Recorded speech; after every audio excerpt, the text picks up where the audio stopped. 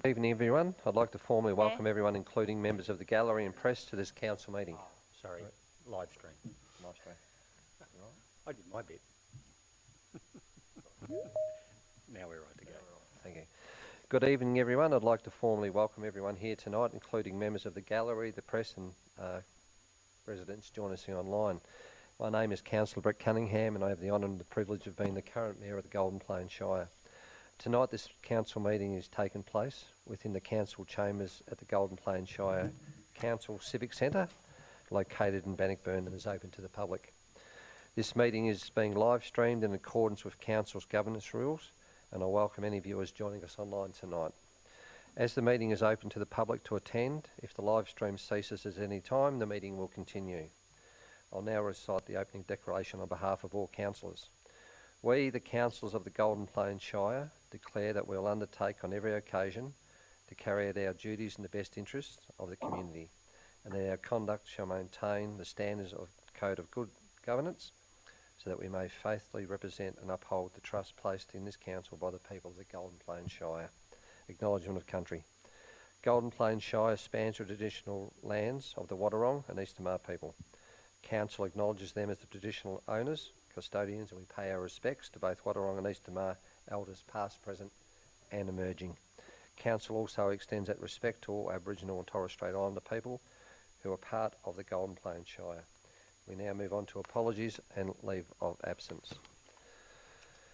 Councillors, are there any apologies for this meeting or requests of leave of absence?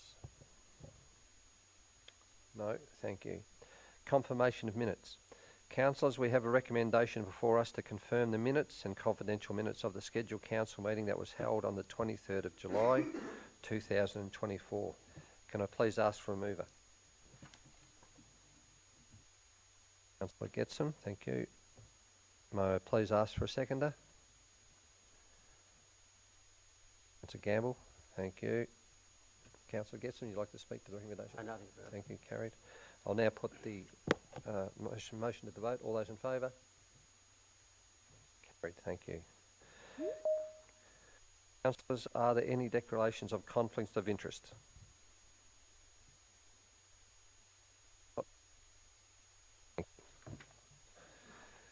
Golden Plains Shire is proud to recognise the fantastic achievements and contributions made by people in our community. We are fortunate tonight to present Citizen Recognition Awards to 14 members of the Mirrabul Valley Masters Football Club who are being recognised for being selected in the Victorian Country Masters team for 2024 AFL Masters National Carnival. The AFL Masters National Carnival features representative teams from states and territories across Australia and will be held in Perth from the 28th of September to the 6th of October.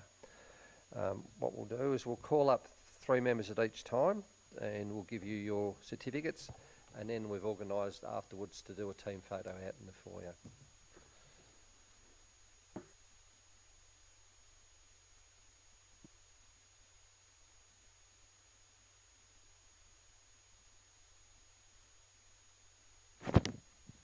First cab off the rank, Mick Devlin.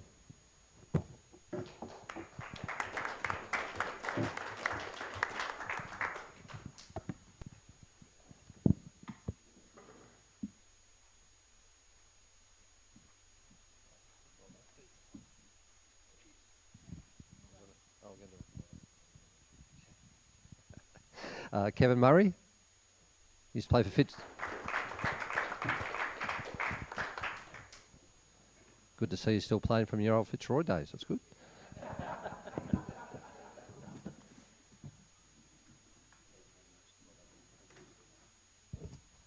John Peterson.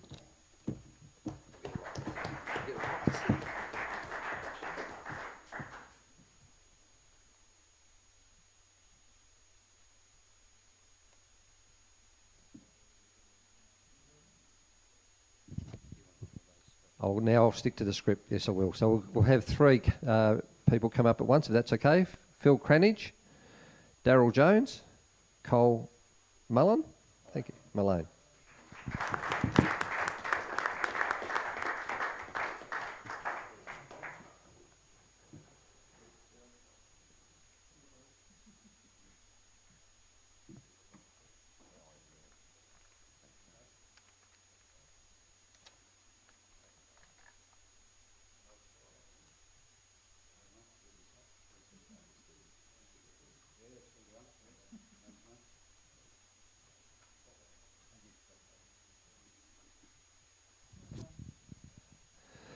we have next will be Craig Taylor, Angelo Fatone, and Mick Rooney.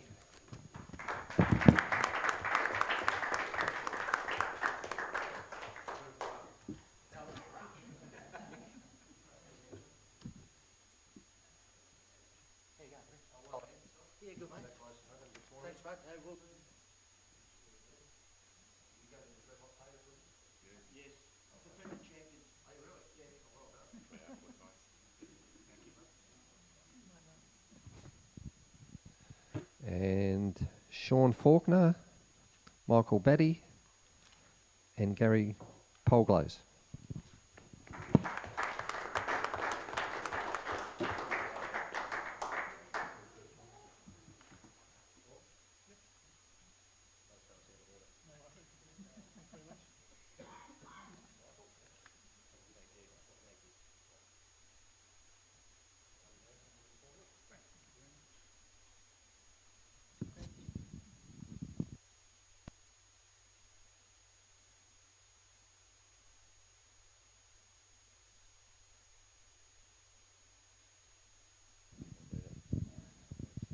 What we might do, so the other two recipients which can't be here tonight are Damien Harwood and Mitch Troy.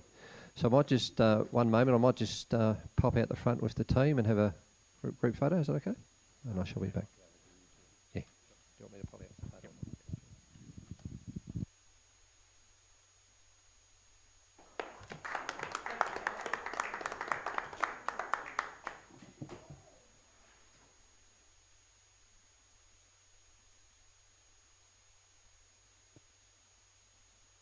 Make the next team, Phil.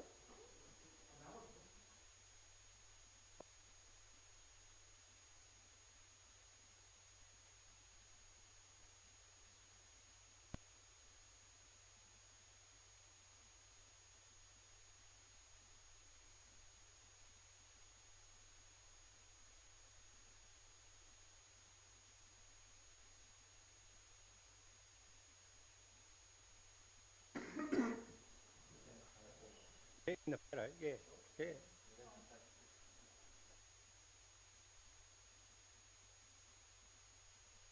You can't ruck, Brett.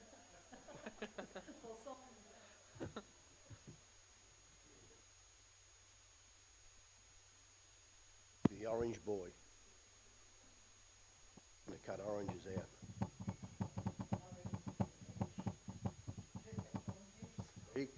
I'd have to stop with and tell them to get in there and keep going. Give up. Travels to Maui years ago on the bus.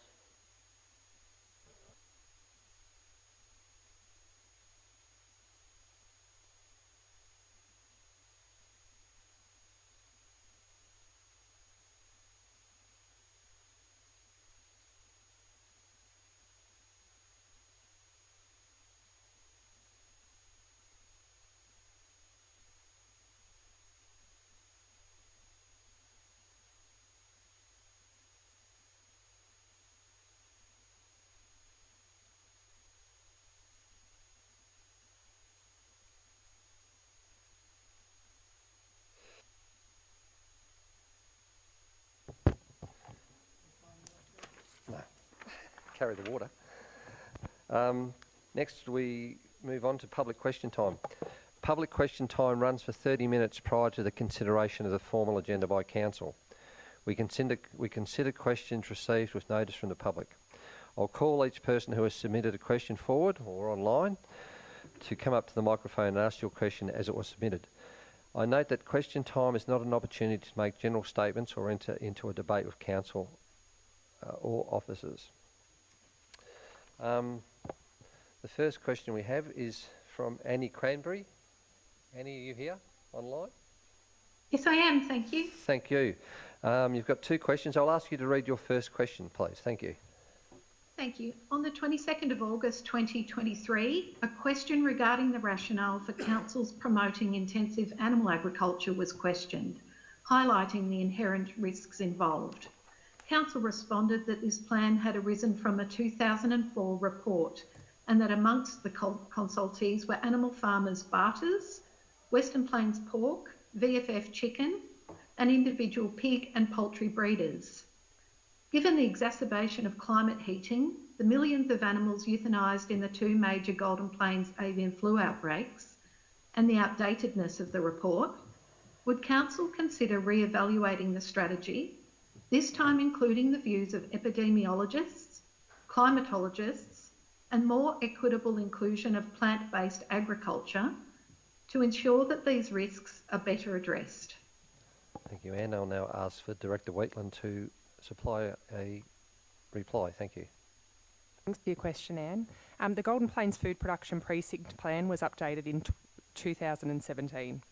As part of Council's Climate Action Plan 2022 to 2032, Council will continue to support agricultural businesses to mitigate and adapt to climate change, including connecting landholders with information and opportunities to implement climate-friendly features on their property, including regenerative agriculture and biodiversity protection.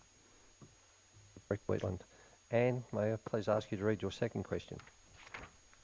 On the 26th of June, Darebin Council became the first Australian council to endorse the plant-based treaty with an overwhelming majority of 8 votes for and 1 against the motion. The treaty puts food systems at the heart of the climate crisis, aiming to halt the widespread degradation of critical ecosystems caused by animal agriculture, to promote a shift to more healthy, sustainable plant-based diet, and to actively reverse damage to planetary functions and biodiversity. What are the potential barriers to Golden Plains Council endorsing the treaty, and how can these barriers be overcome? Thank you, Anne. I'll ask Director Wheatland to supply an answer. Thank you. Thanks for the second question, Anne. Golden Plains Shire has not investigated potential barriers to implementing a plant-based treaty. However, Council continues to work with our partners and community to explore best practice and emerging trends in food systems and food security. This work has included the establishment of a local food network. The network consists of an independent group of local food and farming enthusiasts who will work to develop an action plan to support the local agricultural and food industries and improve access to local, sustainable and healthy food for Golden Plains residents. Director. Our next questions are from Ruth Weston. Ruth, are you online tonight? I am, thank you very much. Thank you. Thank you for your questions. I'll ask you to ask your first question. Thank you. Yeah, thanks, councillors, for taking my questions. At the start of the avian flu outbreak in Golden Plains Shire earlier this year, we sent an email from numerous signatories to every councillor expressing our concern about your, quote, strong policy to support intensive animal agriculture. This being a policy which creates an alarmingly ideal scenario for the spread of pathogenic bacteria and viruses, which could lead to another entirely preventable pandemic. Now that over 1 million sentient birds have been killed in Victoria, New South Wales and the ACT in this year alone, and there is a real risk of this virus spreading to other species such as cattle, will Golden Plains Council now stop approving further planning applications for intensive animal agriculture in the Shire? Thanks for your question, Ruth. State policy and zoning seeks to ensure the protection of the state's agricultural base by preserving productive farmland. Statewide policy documents and codes of practice are utilised as a tool to assess animal industries. Council can only assess planning applications for intensive farming practices in line with the state government provisions, including referral to external agencies as and when required. Further inquiries regarding this outbreak should be directed to Agricultural Victoria or any human health concerns to the Victorian Department of Health. Director. Ruth, can I please ask you to your second question, please? Yes. Golden Plains has a Public Health and Wellness Action Plan 2021 to 2025. Two of its main goals are increasing healthy eating and tackling climate change and its impact on health. The World Health Organization recommends the intake of fruit, vegetables, legumes, nuts, whole grains, and unsaturated fats which are found in fish, avocado, and nuts, for example. They do not recommend the saturated fats found in meat, cream, and cheese produced by animal agriculture. Will Golden Plains councillors consider changing their policy of supporting intensive animal agriculture to one that is aligned with healthy eating and which addresses the climate crisis? Thank you, Ruth. Director Weakland, can you please supply a reply? Thank you. Thanks for the second question, Ruth. Currently, the planning scheme promotes agriculture on farming zoned land. A localised planning policy which limits the type of agriculture that is permissible is not likely to be supported if it does not align with the state direction for agriculture on farming land.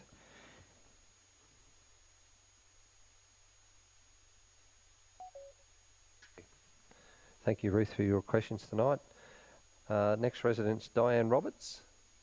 Diane, are you joining us online? Hello and thank you. My question is, in Australia we have the Climate Change Authority which gathers information for the federal government and advises on actions.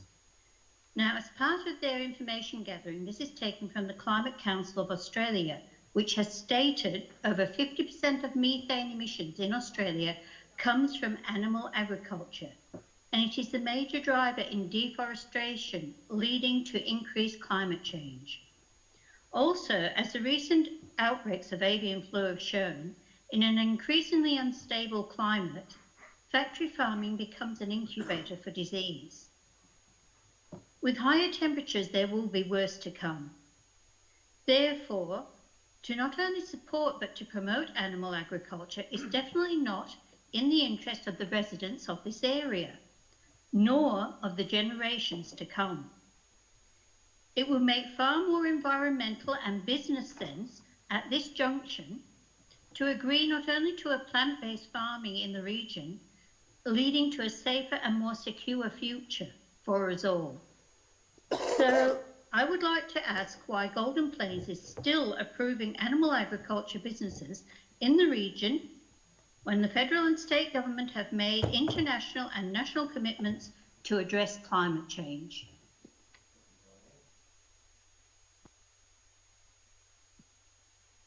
Thank you. Thank you, Diane. Golden Plains Shire assesses planning applications in line with the planning scheme.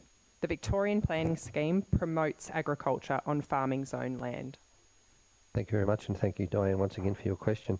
Is Stephanie Jones joined us tonight online or not?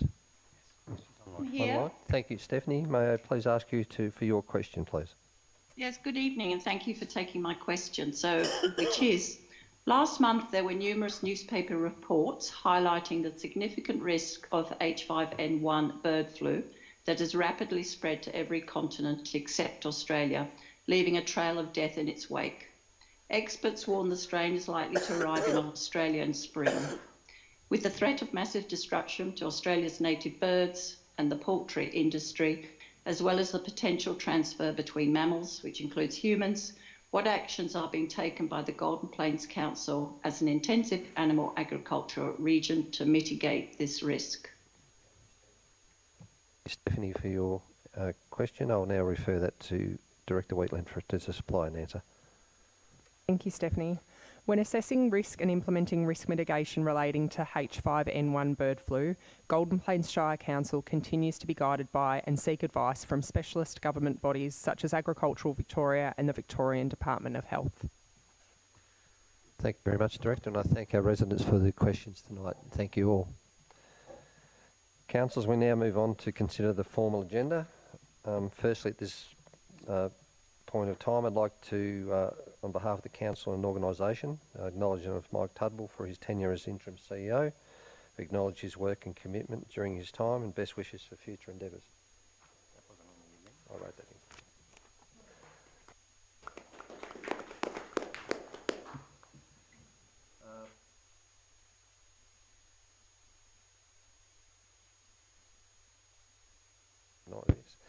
I'll refer councillors to page 7 of the agenda for this report. Recommendation is we receive and note delegates' reports and formal meetings of councillors for the past month. Any questions? If not, may I please ask for a mover for the recommendation? Councillor Getson. Thank you. May I ask for a seconder?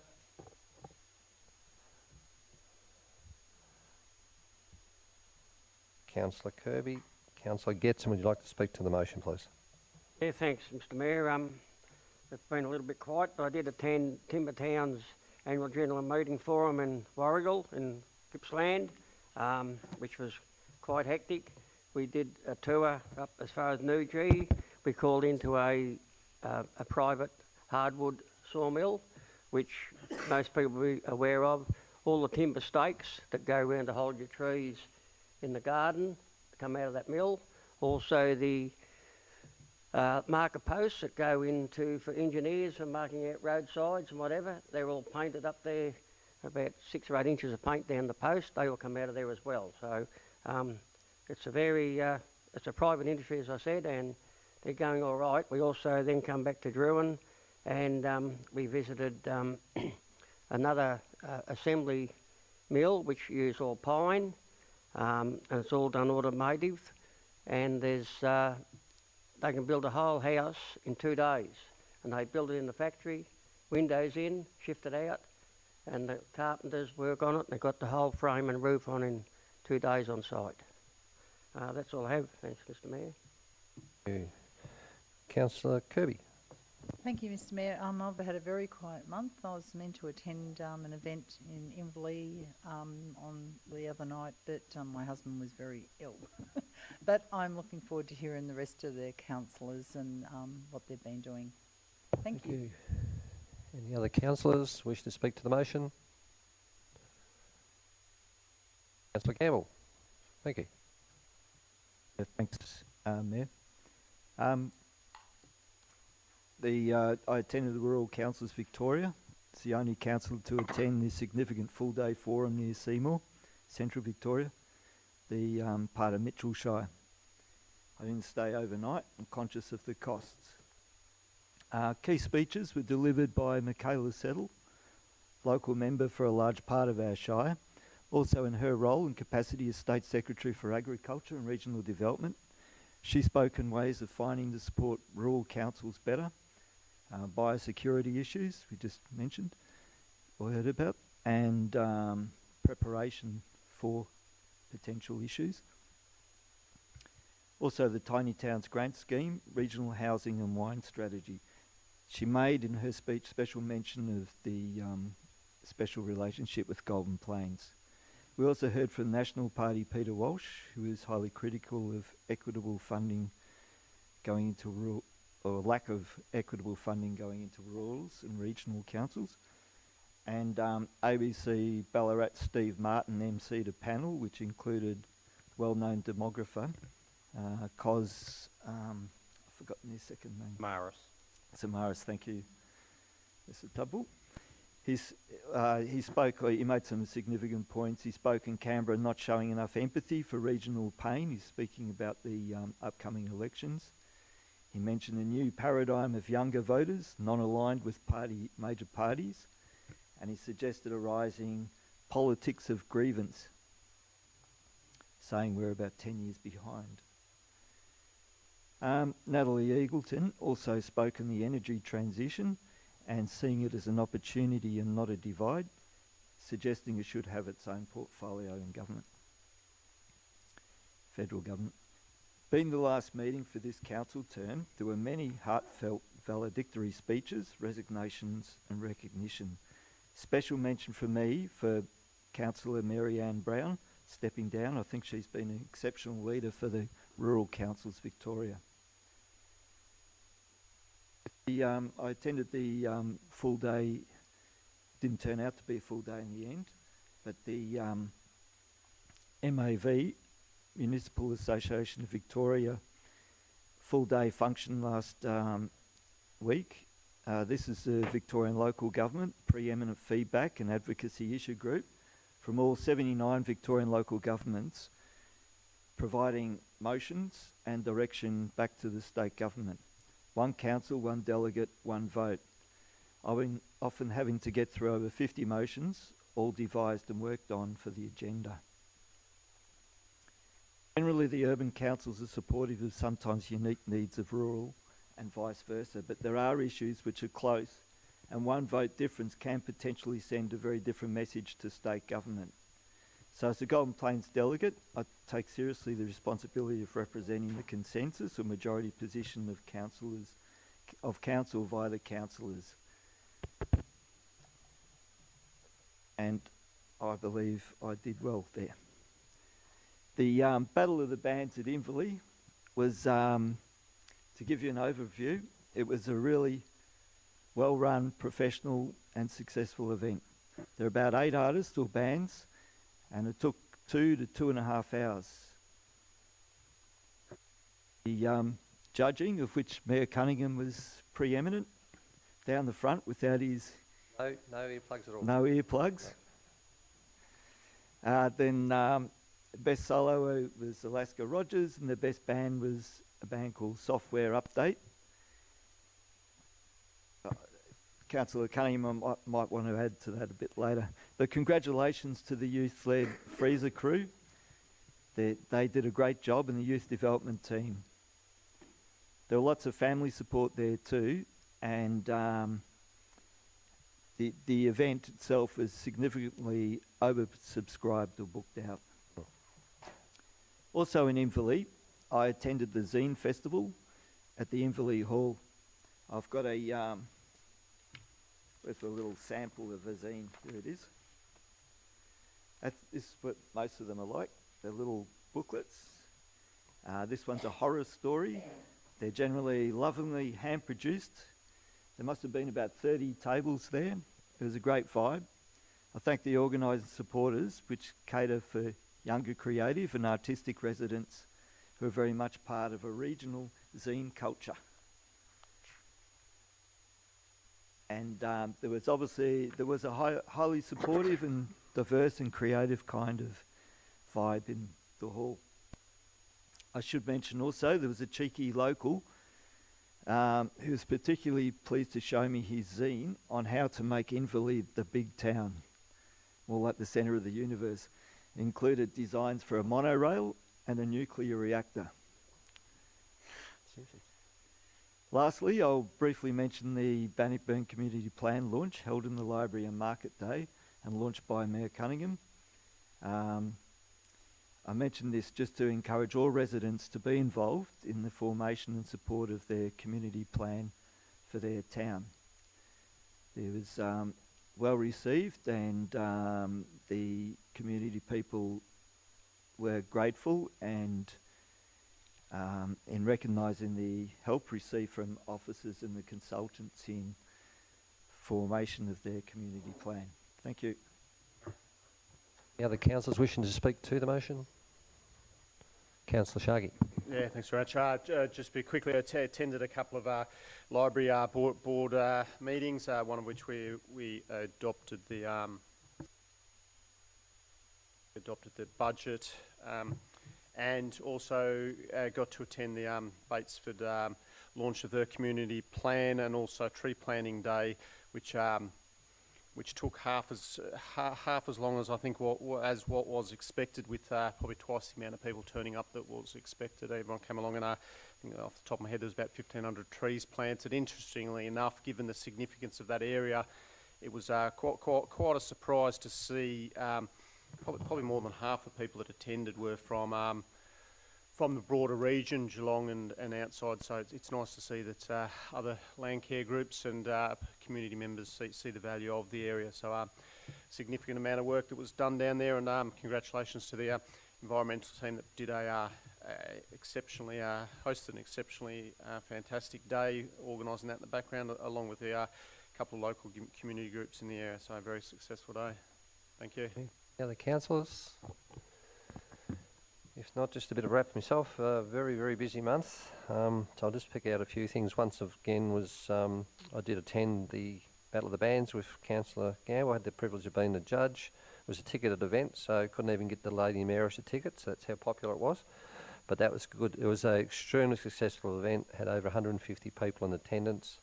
It was run by the Freezer Youth team. Great standard of talent. as Councillor Gamble said, there was about 8 bands, but yeah, it was definitely a successful event and very well done, and congratulations to the Fraser Youth team and the community team from Council. Also attended the launch of the Batesford Meredith community plans. Great to see local community members taking part in it. Both of those were really well attended. Peri-urban delegation today, myself and CEO Tudbull attended at Spring Street. We met with members of both current government and opposition, including opposition leader John Prosciutto. It was a great opportunity to meet with the politicians to discuss matters and issues in regards to peri-urban councils, which we all tend to share the same matters and concerns of with the growth that's expected in the peri-urban councils and in the communities, making sure that we've got the appropriate and required infrastructure in place, hopefully as that grows. CEO Tudbull, Councillor Kirby and myself, we were invited to a meeting with the Meredith Rec Reserve Committee along with Michaela Settle, and we spoke about possible upgrades and future projects. The tennis club up there has come out of hibernation for about 3 or 4 years ago, and they've built up to about 60 active members, which is really great to see. I attended the Bannockburn Netball Football Club Sponsors Day, received lots of positive feedback from the committee and members regarding the support received by Council, and also they're very excited regarding the near completion of the female change rooms netballs. Also attended Waddy Yallock announcement of the state government funding for the upgrade of the tennis netball clubs. And once again, I received really good feedback from members of the club about the great support and assistance they get through from members of the council team. That's about it. Councillor Getson, would you like to say anything else? Nothing further, thanks. If not, I'll put that to the vote. All councillors in favour? Carried. Thank you. Agenda item 8.2 in regards to the property at 66 Brook Street, Smysedale. I refer councillors to page 9 of the agenda of this report and take it as read. Are there any questions to the directors? Director? If not, may I please ask for a mover for the recommendation? A question or a mover? I'll move it. Thank you, Councillor Gamble. And provide an amendment. I'd like to make an amendment. Amendment being? Point number, I'd like to add a point number 3 to the recommendation, that suitable landscaping design and works be undertaken. Can I ask for a seconder for that motion? Amendment to be added? Would you like to repeat that? Sorry, Councillor Gamble. The amendment is that council engage suitable landscaping design and works be undertaken, or to be undertaken. I have a seconder for that amendment to the motion. Question?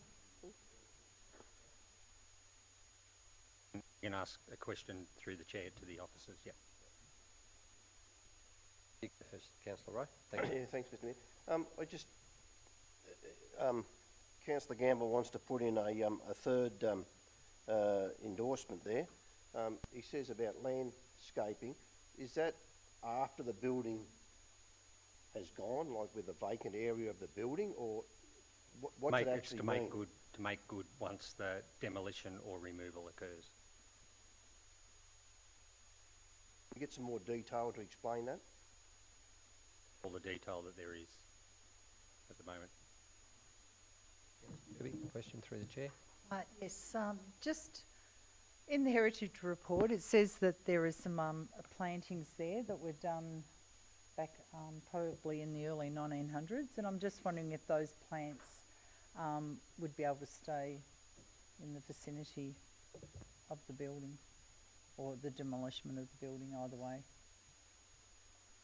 If you were going to, if it was going to be landscaped. Dependent on the outcome of the EOI process. So if it's demolished, all care will be taken with the site. If it's removed, there's no intent to do anything else with the site, except for what Councillor Gamble's proposed is to reconstitute the site after the building's gone.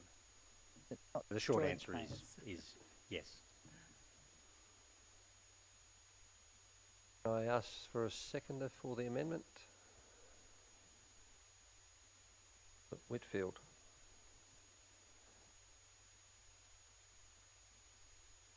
It's just a motion. It's a motion. It's just a motion. There's no amendment, it's a motion. So I speak to the motion, Councillor Gamble. Thank you, Mayor. Thank you, Councillor Whitfield. I'd also like to thank the officers engaged in this extensive community engagement and the community itself with the for the submissions, attending engagement sessions. I attended one of the main community engagements at Smythesdale and I read all the submissions. I note that there is division of opinion in this matter within the community. However, as a councillor, we have to strongly consider the weight of expert opinion, which contends that there's little historical value with this building. I have confidence in the consultants. They're qualified to make a considered expert judgment as to the heritage value, not just in relation to the building itself, but to the overall precinct, which they've assessed as not a contributing building. I'm not swayed by the economic arguments, as I really value and recognise the importance of preserving as much of what makes a place special, its history and roots, as much as possible. If there was more significant historical value, I would support the retention and renovation of the building. However, in this case, I support the recommendation as the best way forward. And I've added that third point about because I was thinking about, what's going to be there going into the future, and it will probably take quite a while to assess and build on the precinct master plan, recognising that it probably will be a vacant site going into the future. So I support the recommendation as the best way forward, but it's in the context of considering a future precinct master plan and to attract tourists and visitors to a in the pipeline Goldfields UNESCO World Heritage bid. So World Heritage sites are a big deal, and there's a great opportunity further down the track for that area, particularly in Golden Plains, to be able to capitalise on a lot of tourism into Ballarat, etc. So the Victorian Goldfields has an incredibly unique and intact history, often thanks to groups such as Smythesdale's Wodie Yallock Historical Society and the really special quality 19th century buildings such as we have in Smythesdale. It's likely to have a great regional tourism boost and value into the future, including people travelling down to Rokewood, maybe to Steglitz, etc. Also to be noted is the importance of the quality and integrity of the site of the precinct. The corner block land with the building in question on it was purchased recognising its clear future strategic planning for both Smythesdale, the region and council. The back of this block of land directly abuts the well. The purchase seeks to maintain its history and continuity as a site of public government and significance. If council Councillor Gamble, your time's up, but I will permit you some extended time. Okay, thank you. Pleasure. If council didn't take the opportunity to take control of this land, we could have likely seen in this precinct entranceway a completely inappropriate developments. This building and its future is controversial because it's an important site and it does matter, not just for now but for the long-term common good. I hope the site may improve visually with the old church gone, appropriate landscaping, parking and space opportunities for the market, and may the magnificent old courthouse be brought more to the foreground. Thank you. Thank you, Councillor Gamble. Mr. Whitfield. Thanks, Mr. Mayor. I'm glad we got a little bit of clarity there on the intent of the amendment, which I think is actually quite a good pickup to consider the eventuality of demolition and what's left behind and cover all bases. So happy to get on board with that, Councillor Gamble. Yeah, look, it's been discussed in the report. Bringing the building up to code for public use is cost prohibitive, and leaving the building on site will only lead to more dilapidation over time as it's unused and being weathered. I do believe that property was strategically purchased for the land, not necessarily the building, therefore opening up expressions of interest for community groups or others to acquire the building makes sense, and I really do hope that a community group or someone benefits from it. Thank you. Thank you. Any other councillors wishing to speak to the motion? Any councillors? No, Councillor Kirby? No. Any councillors wishing to speak against the motion? Councillor Sharkey. Very much. I am in support of the part 1 of the officer's recommendation to endorse the disposal of the building through an expressions of interest process. This approach represents a prudent first step as it minimises costs to council and aligns with our goal of exploring viable options for its future site. By inviting expressions of interest, we open the door to potential opportunities that could benefit the community, ensuring that any decisions we make is well informed and cost effective. And as Councillor Whitfield highlighted there, the purchase of this land probably had no intention of doing anything with the actual church building itself. However, when it comes to the second part of this recommendation, and now the third part as well, which is supporting the demolition and removal of the building in the event that no expressions of interest are received, I do find myself unable to support this course of action. The report does highlight to us that this is a step towards the development of a precinct plan. However, I must emphasise my previous position on this, that a plan should be in place and should have been developed in prior to the acquisition of this property, and without a clear roadmap or strategic vision, committing to a demolition is premature. The land in question on this site is 1,350 square metres, and we already have 2,200 square metres of unstructured land around the actual well that remains undefined in its purpose. This raises significant concerns about the necessity and value of purchasing and potentially demolishing this building without a defined plan. Smythesdale is identified as an area of intense growth within our shire, and it is essential that any decisions we make now consider the long-term implications for the community. With substantial open space already available, we must carefully consider how best to utilise this land to meet future needs. The estimated $20,000 cost of demolition is difficult to justify in the absence of a clear plan. We recently invested a considerable amount of time and effort in obtaining quotes for the repurposing of the building, which came back at $600,000, a significant figure that raises further questions about why we explored this option without any indication that it was a feasible outcome that would have never been supported by council. Finally, I must stress the importance of community consultation, which has been lacking throughout this process. The residents of Smythesdale deserve to have their voices heard, especially when decisions of this magnitude have been made. We should seek feedback from ratepayers before having purchased this to ensure that any actions we take are reflective of the community's needs and desires. The removal of the actual building should be part of a precinct plan. The precinct plan should be there first. We should go out to the community, have the consultation, talk about landscaping and all those things first, and spend money and invest there, and then come out, and out of that plan then should come the demolition of the building. I think from the word get-go in this church, we're putting the cart in front of the horse. So I can't support this motion because of that second part. Thank you.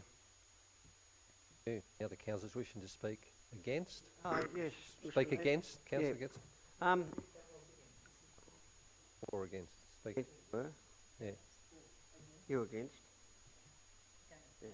Sorry, I've been talking. We'll just go back and it goes to 4. Anyone, councillors wishing to speak for? I'll come back to you, Councillor Getson. Speak for the recommendation? just want to make a comment. The for or against? Against. I'm against. Yeah. Okay, thank you, Councillor. I'll come back to you. Those who wish to speak for. Councillor Kirby, thank you.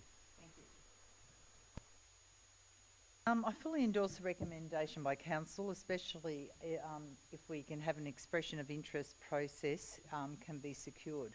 I'm really hoping that a community group or someone in the community who can look after this building might put in for it. The long-term future of this site should be taken into consideration and a precinct master plan be looked at into the future with residents' input. So we know this is vital to the residents of Smilesdale to have input as to what they would like to see happen with this parcel of land. I'm appreciative that consultation has occurred with the Haddon community and at this time there would be very little interest. However, if a community group were to supply an expression of interest, I'd be very happy and be supportive of this. However, at this time, I don't think, because the church originally came from Haddon, I don't think the residents there are wanting to have it moved back there for any reason. But if they were to put an expression of interest in, I'm sure that we could accommodate that and look at how we could help them out. After purchasing the church and land, we had support from the community, and from their feedback and letters of support, they realised that the future has bigger and brighter options for their community. If we were to leave the building the way it is, I feel that we would have to put perimeter fencing around it for security, because as we know, when things aren't being used, things fall apart, then we'd be open to vandalism. So I think the big picture is we either upgrade it, renovate it at a cost of $600,000, or we do an expression of interest, which I think overall is in the best interests of the community of Smilesdale. So, even though I don't like to remove heritage things, an old heritage building, I'm just hoping that someone does take it on board. Thank you. Councillor. Councillors wishing to speak against the motion. Councillor Gamble. Getson, thank you. Yes, I've been having some discussions with some of the locals. As I spoke at briefing day, that what they call it, the stables, they use that as their book thing now. The Shire did say that we would have a library in the well. We don't have a library in the well, so this could be a chance for them to have their library as well in this building, and I can't see how it would cost $600,000 to do it. And when they were told that it was going to be $600,000, they all got a bit of a fright. And I'm disappointed that the locals have not been allowed to enter the building to have a look what's required or whatever. Or even contractors want to have a look themselves and they refused entry. So I'm just sticking up for the people that I've spoke to. There's no room at the basketball stadium area down at the rec centre, because there's always something on a Saturday with football or cricket or whatever, and it's very hard for people to be like that. So the local CWA there, they have been interested in shifting into somewhere like that because they don't have a home either. So I'd just like to put that forward. Thank you. Councillors wishing to speak for, speak against. Councillor Rowe, thank you. Yep. Thanks very much, Mr Mayor. Look, listen, I can't see any reason why we can't just leave this building where it is, as it is.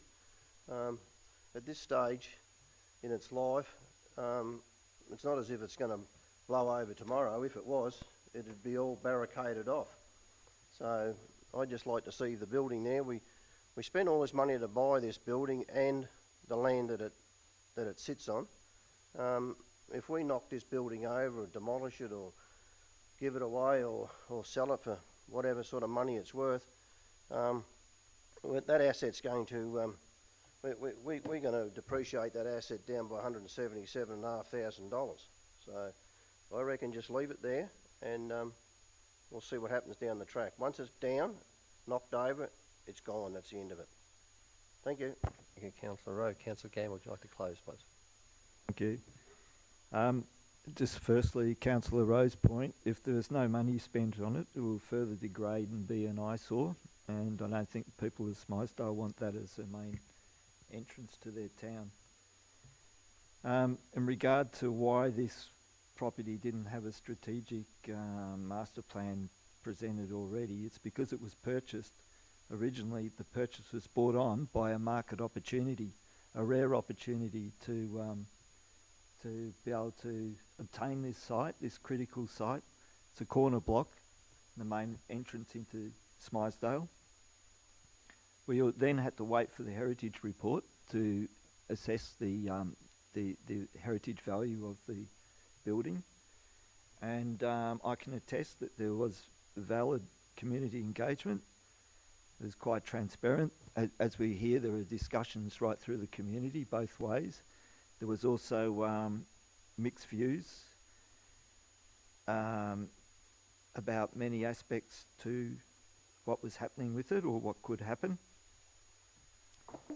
So I think there are also quite a few other spaces within Smythesdale for potentially other activities and potentially even a library type of building, or not building, but storage.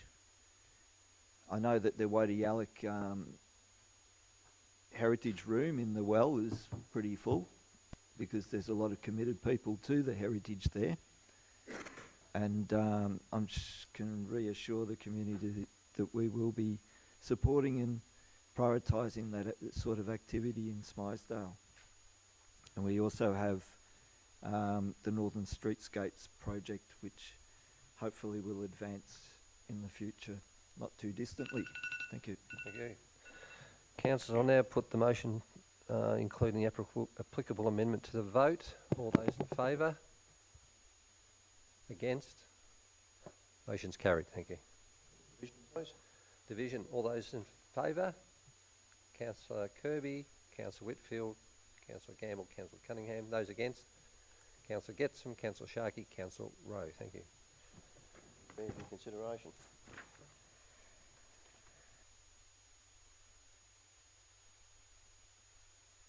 Got 7 on here. Councillors, we move on to agenda item 8.3, Council Plan 2021 to 2025 Implementation Quarter 4 Update and 2023 to 2024 Progress Report. I refer councillors to page 14 of the agenda for this report. Are there any questions to the Director? If not, may I please ask for a mover for the recommendation? Councillor Kirby, thank you. Do I have a seconder, please? Councillor Sharkey, thank you. Councillor Kirby, would you like to speak to the motion, please? Thank you. Yes, it's pleasing to see that for year 3 of this council plan, we have had 82 actions have successfully reached 100% of their status. At this stage, Council is working to identify changes and are working hard to mitigate these factors. So of those remaining 18%, 18 actions, there's different possibilities of why they haven't gone forward so far and how they're going to, they're working internally to make sure that they can work out the challenges and what can be done for the future. The amount, these actions that have gone through within council, it's just amazing when you actually read the report. The report is massive on all scale of which of what council has been doing, and it's not until you read it, and this is available if you do ask for it at the Councillor Customer Service Centre. You know, the different projects that have been implemented through council is fantastic. So I might just run through a few of them, of some of the areas that what they've been looking at. So, you know, it's all about footpaths, shared footpaths, advocacy for the extension of Ballarat's public bus network, advocacy for the networks up in the southern end of the Shire around Bannockburn area.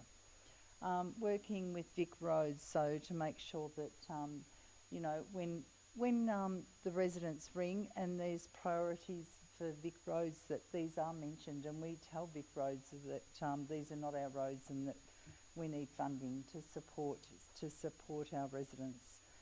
Hot and cold days of people in small halls who, you know, take in residents when it's a day of extreme heat or extreme cold. So we had 15 participants at Meredith, for example, and 20 in Linton over the course of this action period. The list goes on. Sporting groups, committees, they're working with healthy food, finalising the growing places strategy, the Teesdale flood study, the growing places strategy. Maybe the other councillors might like to say a little bit more, but these are just, you know, it's just a small portion of what is going on behind closed doors. So to the staff and the council staff that are out there doing this work, thank you. Thank you, Mr Mayor. Thank you. Councillor Sharkey, you'd like to speak to the motion, please? Yeah, thank you very much. Just wanted to support the recommendation here. This is the last time this council plan will come to this council. It is an interesting journey. Putting the council plan together, I know in my first term, having put a council plan together and didn't really sort of understand the whole concept of the council plan the first time. We put this new councillor group came in with probably, we just put a huge amount of emphasis on this council plan. It was really embedded as part of the induction process of the new council. So I think we've done probably one of the best jobs of putting together a council plan. I made it a personal thing myself this time to sort of keep an eye on the council plan and try and get a little bit more into it. And I must admit the last 3 years I've really sort of struggled reading the council plan and sort of getting an understanding there, because we can't always complete every single item in a council plan. We have to appreciate that it is with all best intentions to get through it. Having picked up this council plan this time, I know I did make some comments at the last time this came up to us about its presentation and just how difficult it can be to sort of dive down to a deeper level. This is probably one of the best presented documents on a council plan that I've seen in my time on council. It really defines things a lot better in terms of where we're kicking goals, where we're doing really well, but also then some of the areas we're not doing so well that we're behind the 8 ball in, and we're probably not going to achieve 100% on a lot of items there. And they're the areas there that I think we as councillors sort of really highlight and look at, and you know, our role is then to hold the organisation accountable for those areas. And I think with regards to all the areas in which we as a council and organisation have fallen behind on, particularly you know, the ones in the environmental area stand out as an area that we've sort of been lacking in. We're lacking in those areas because the investment of money hasn't been put in there, or government funding hasn't been fed through to us. So when you do read those areas that we are falling behind on, it tends to be because of a lack of funding. So I just wanted to highlight that from my perspective, reading this report, it was a really good detailed report to read, and hopefully it only improves from here into the next council, and therefore we can hold all one another accountable. And yeah, thanks very much. It was really well read. Thank you very much. Any other councillors wishing to speak to the motion? To speak against the motion? If not, I'll ask Councillor Kirby to close. Sorry, Councillor.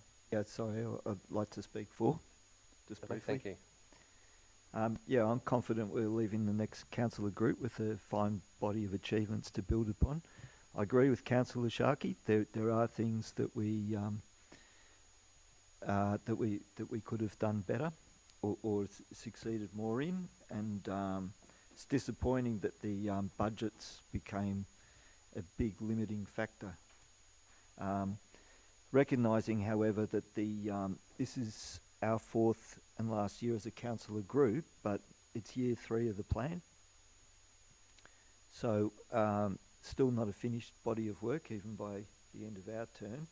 So next councillor group has a year of grace, so to speak, to develop their own plan, and more of these actions will be hopefully all fulfilled by then, but we'll see. But anyway, I think we can be proud of these many achievements right through this. I won't start, like right on the cover, there's the Lee Dale Equestrian Centre. And I think that was really good. Going back, I remember how that became a process of internal negotiation about how to get the cost down, because it blew out with the, it's a massive overhead roof space.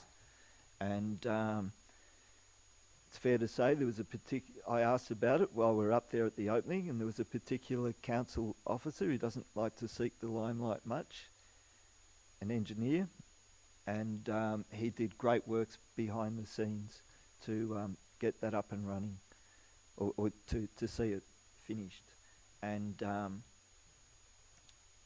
that's a real asset for the horse riding community in the Shire.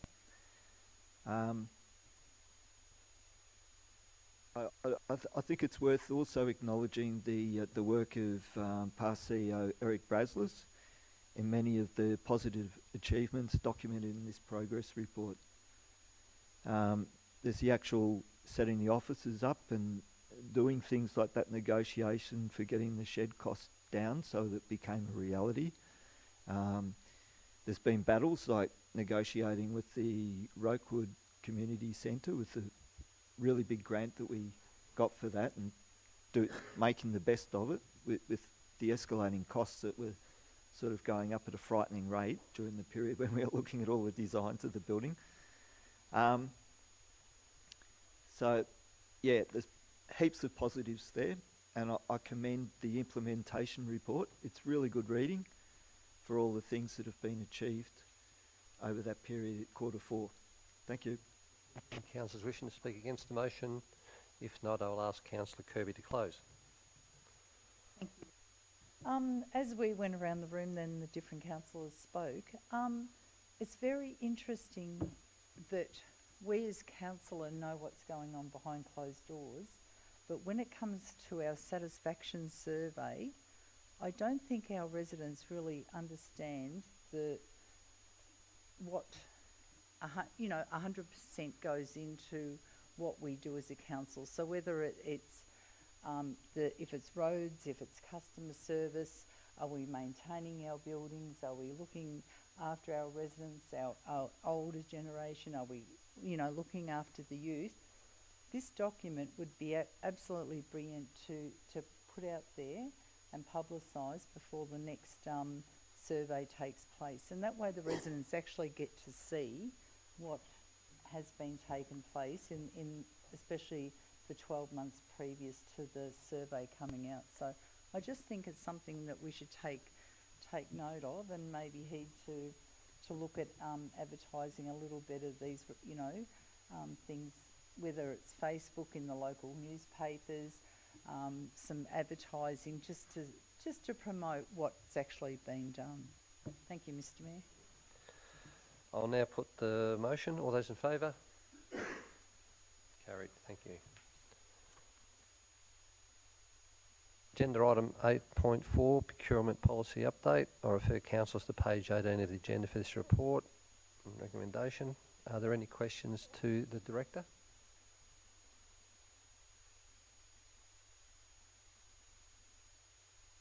If not, can I please ask for a mover for the recommendation? Councillor Rowe. Thank you. May I please ask for a seconder? Councillor Kirby. Councillor Rowe, would you like to speak to the motion, please? Yeah, thanks very much, Mr. Mayor. Council is committed to ensuring continuous improvement and strong compliance processes are in place for its procurement activities in order to achieve value for money and generate benefits for its council and its community. The Local Government Act 2020 requires the council prepare and approve a procurement policy and review the procurement policy at least once during its 4-year term and amend it as necessary. A review of the procurement policy was completed and adopted at the 28th of March 2023 Council meeting. This annual review of the policy has been focused on streamlining the policy, alignment with procurement best practice, and including input from the planning environment teams regarding the Indigenous and environment content of the policy. The procurement policy has been updated in accordance with the Local Government Act 2020 and also aligns with other regional council policies. I support the recommendation that Council adopt the amended procurement policy and exemption procedure as attached. Thank you. Very much, Councillor Rowe. Councillor Kirby. Yes, thank you, Councillor Rowe. That was a great overhaul of what's happening, and it's basically in regards to procurement and being sustainable and for social procurement to happen as well. Thank you. Any councillors wish to speak to the motion? Any councillors wishing to speak against the motion? If not, I'll ask Councillor Rowe to close. Thank you. Thanks, Mr Mayor. Look, all I'll say, the review has streamlined the policy and includes changes to align with its procurement best practice guidelines. So thank you. I'll now put the motion. All those in favour? Carried. Thank you.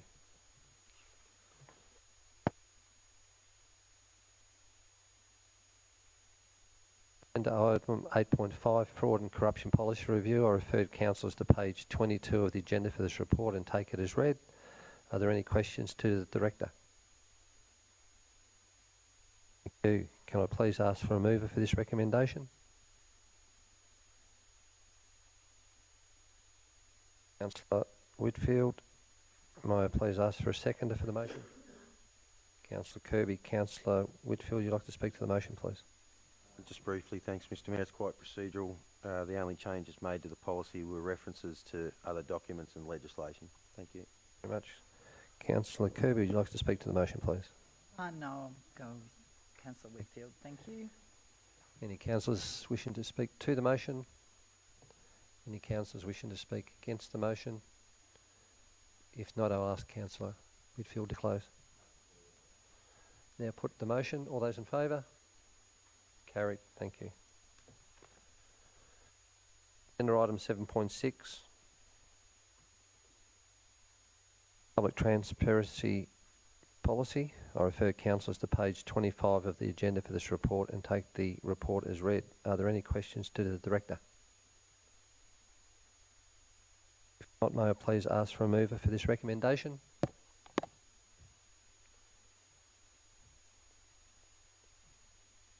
Kirby. Do I have a seconder? Councillor Campbell, thank you. Councillor Kirby, you'd like to speak to the motion, please? Mr Mayor, yes, this policy ensures public transparency with the principles in line with the Local Government Act 2020 and clearly defines community expectations by providing current and updated information in the public transparency policy. Thank you. Thank you very much. Councillor Gamble, do you wish to speak to the motion, please? Nothing further to add. Thank you. Thank you very much. Any councillors wishing to speak to the motion? Against the motion? If not, I'll ask Councillor Kirby to close.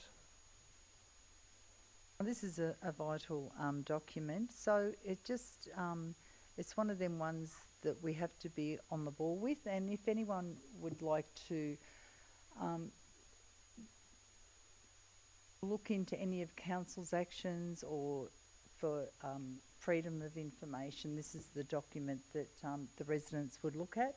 So we have to make sure that we're up to date with the Act and what we can and can't do into relation to privacy and what's available to the public. Thank you. I'll now put the motion. All those in favour? Carried. Thank you.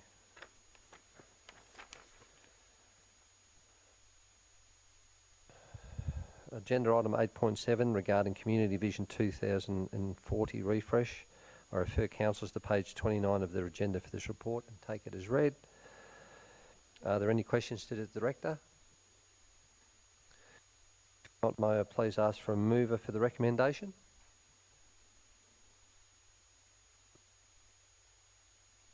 Ask for a mover, please, Councillor. Councillor Kirby, thank you.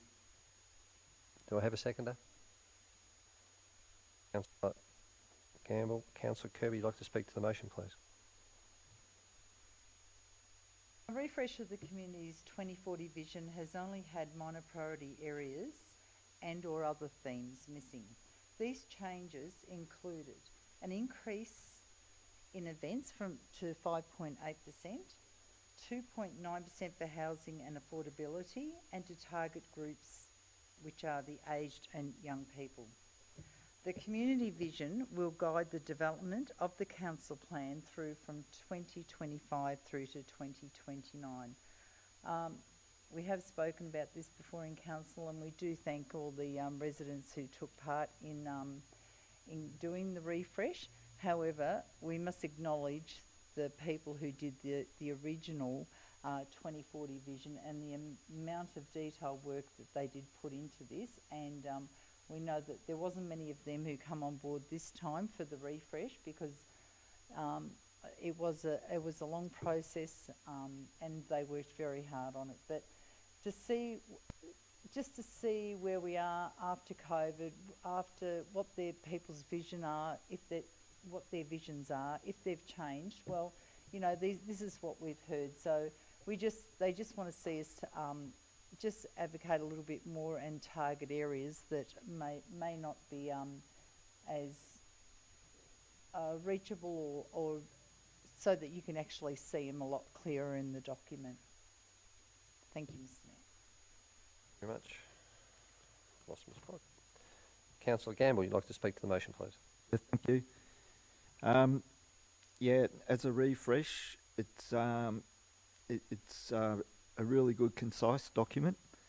It's only it's only 8 pages, so it's very succinct, which I think is commendable because that really sort of focuses on the main priorities.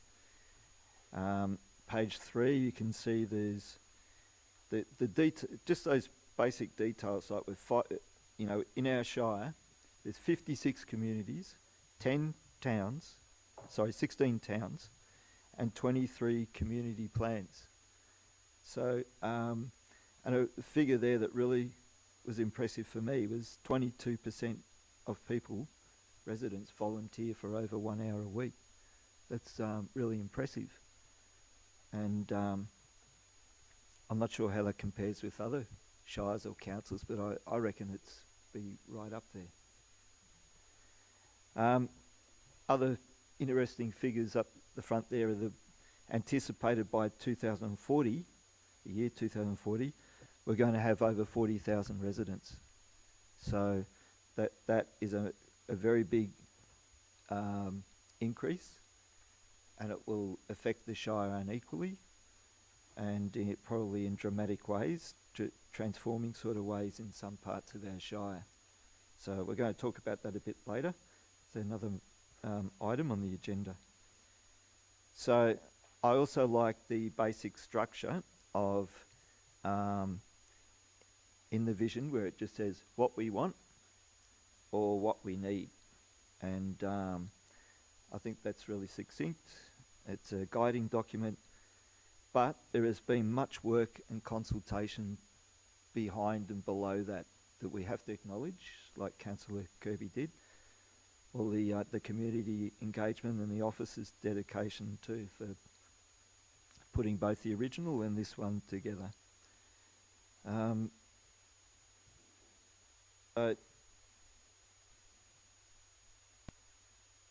I had some other points to make about items in there.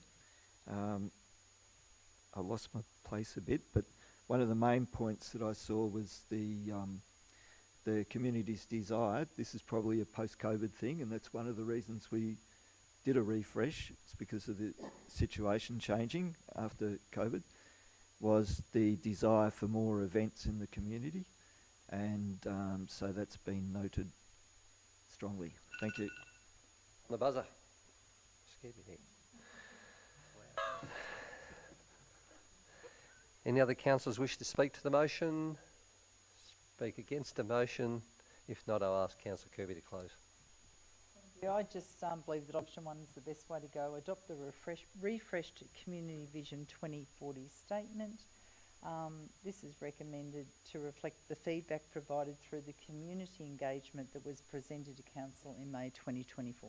Thank you, Mr Mayor. Thank you, Councillor Kirby. I'll now put the motion. All those in favour? Carried. Thank you. Agenda item 8.8, Disability Action Plan Strategic Framework 2025 to 2029. I refer councillors to page 32 of this agenda for this report and take it as read. Are there any questions to the Director? What? I ask for a mover for the motion.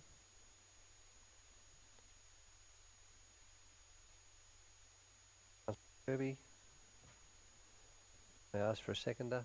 Councillor Whitfield. Thank you very much. Councillor Kirby, you'd like to speak to the motion, please. Thank you. I recommend that Council adopt the new Disability Action Plan Framework 2025 to 2029.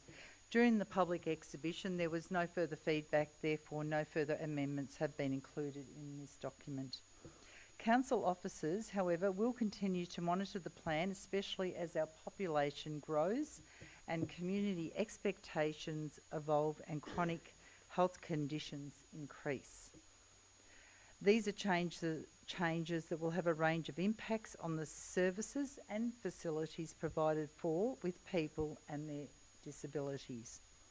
As we know, we're a growing population. We have an older population who are going to need services. We were very lucky to have a doctor come back and have a service back in Smythesdale, but for the future too, you know, we do have to look at other areas in the Shire and what we can do to help assist our residents in any needs that they might acquire. So, thank you. Councillor Whitfield, would you like to speak to the motion, please? Well, thanks, Mr Mayor. This Disability Action Plan Strategic Framework continues to support Council's commitment to building stronger and more vibrant community through increased participation in community life for people with disabilities, demonstrates Council's leadership in the areas of access, inclusion and equality, ensures facilities and services provided by Council are accessible, equitable and inclusive, demonstrating Council's commitment to diversity and culture, improving outcomes across Council's various portfolios of construction, planning, regulation and service delivery and programming, supporting evidence independence, wellbeing and quality of life for all people living in the Shire, and it's another document that will provide supportive information for the next Council plan.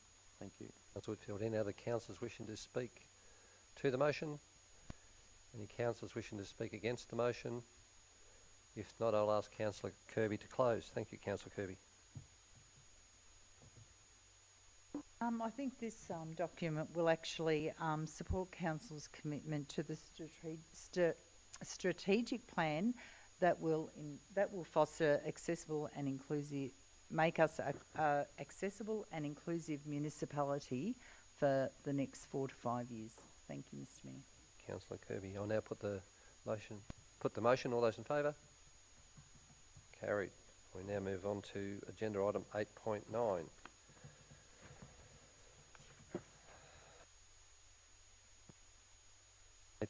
Draft Growing Places Strategy.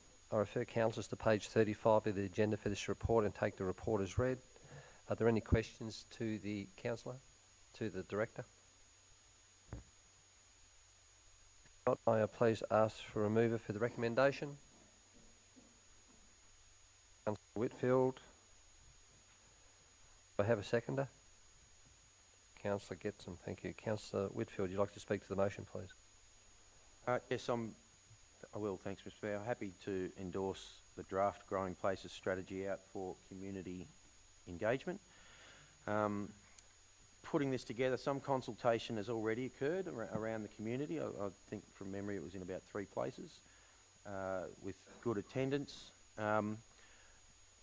With this document going out for engagement, we are at the culmination of a mountain of work by the strategic planning team. and I know that this strategy is being looked at by other councils as leading methodology in this type of work. So well done to that team. I actually see a couple in the chamber. This strategy comprises layers of informing documents that, when overlaid on the Shire, indicate the best places for future growth and those to steer clear of. The informing documents cover the whole Shire and include research such as bushfire assessments, flood risks, agricultural significance, biodiversity, cultural significance, areas of heritage value, and services and infrastructure reports. What impresses me most about this strategy is that the future development will cater for a range of housing intensity, and it's going to be directed to the most appropriate locations. I'm very happy to endorse this to go out for community and stakeholder engagement. Thanks, Mr. Councillor Whitfield. Councillor Katsumi, would you like to speak to the motion, please? Councillor Whitfield has summed it up quite immensely. I think it's, I agree with him 100%. Thank you. Yeah, any other councillors wishing to speak to the motion? And you can't speak to the motion. Councillor Sharkey, thank you. Thank you very much. I think this, I think of all the processes that I've been through in my time on council, I think this draft growing places strategy, the way in which it's been put together for us has been probably one of the most informative and enjoyable processes that I've gone through on learning of any sort of issue on council. Just those amount of layers, and I'll sort of go right back to that very first information session we had on it, where we were sort of told this is what's about to happen, and you've seen all those layers, all the significant amount of layers, and then it just was sort of broke down so well that anyone that didn't understand it at the start, you know, we are sort of, I feel like we've got a university degree in it by the end of the process. It's just been so informative.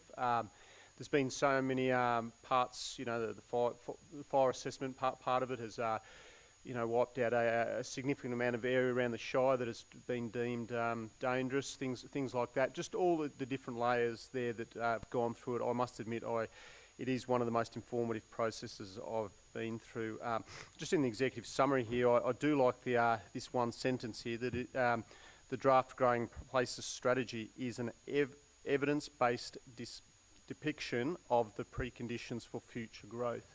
Just that one sentence alone sort of so significantly highlights the importance of this. And as Councillor Whitfield highlighted there, the work that the officers have done and all the strategic planners has been identified by many other councils around the Shire, around the state, and there's lots of people looking at the amount of work that has been done. I dare say that it's been that exciting that there's a lot of strategic planners that work for us here that have really enjoyed this process, and you know, the other good thing about this that I do like is we're come to at the end of our councillor term, we're endorsing this out for community consultation, and the community consultation isn't rewriting it, it's just going out and saying, well, look, here's what it is. There's probably going to be very few changes made at that point in time, but it's a good opportunity for the community to have a look at it.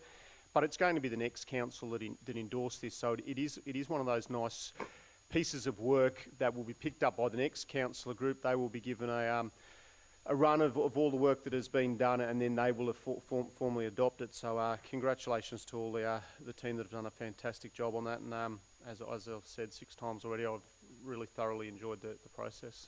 Thank you. Councillor Sharkey, any other councillors wishing to speak to the motion? Councillor Gamble, thank you.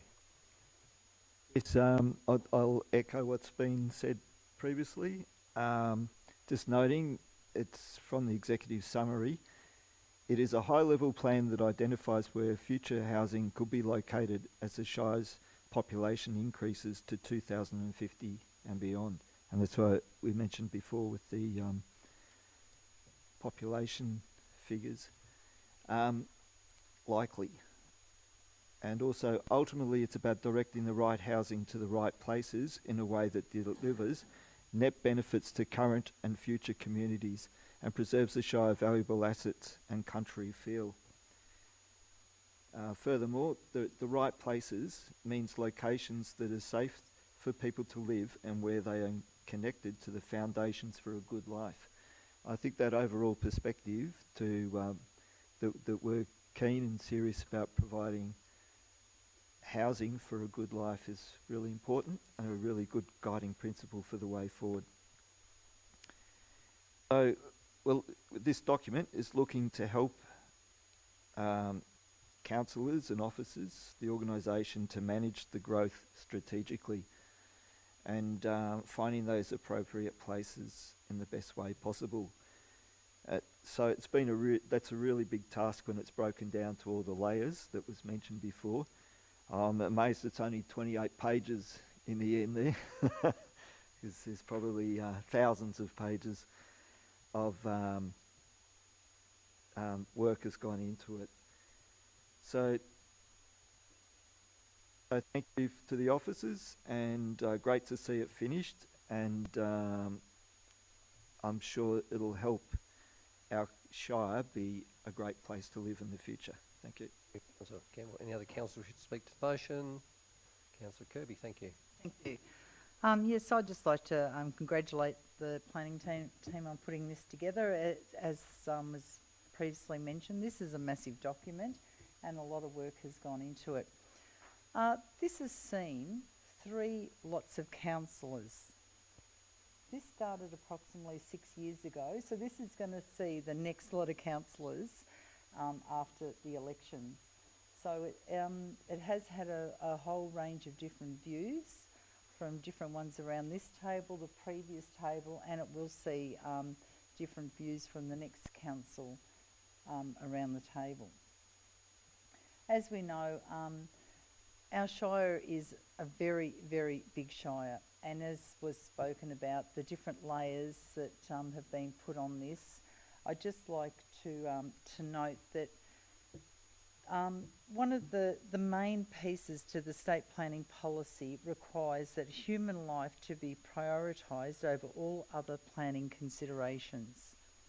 Now, this has come back after the 2009 Black Saturday fires, and we know that we were looking at people who were living out in the bush, who were, didn't have proper housing, and we've just got to make sure that we are looking after our residents, even the ones who are living there now. They've already had approvals, they've had planning approvals, they've got houses there, but even though this is going forward into the future, we still have to maintain and look after our residents in these fire-prone areas. So we must never forget that we are still responsible and to look after what's already out there.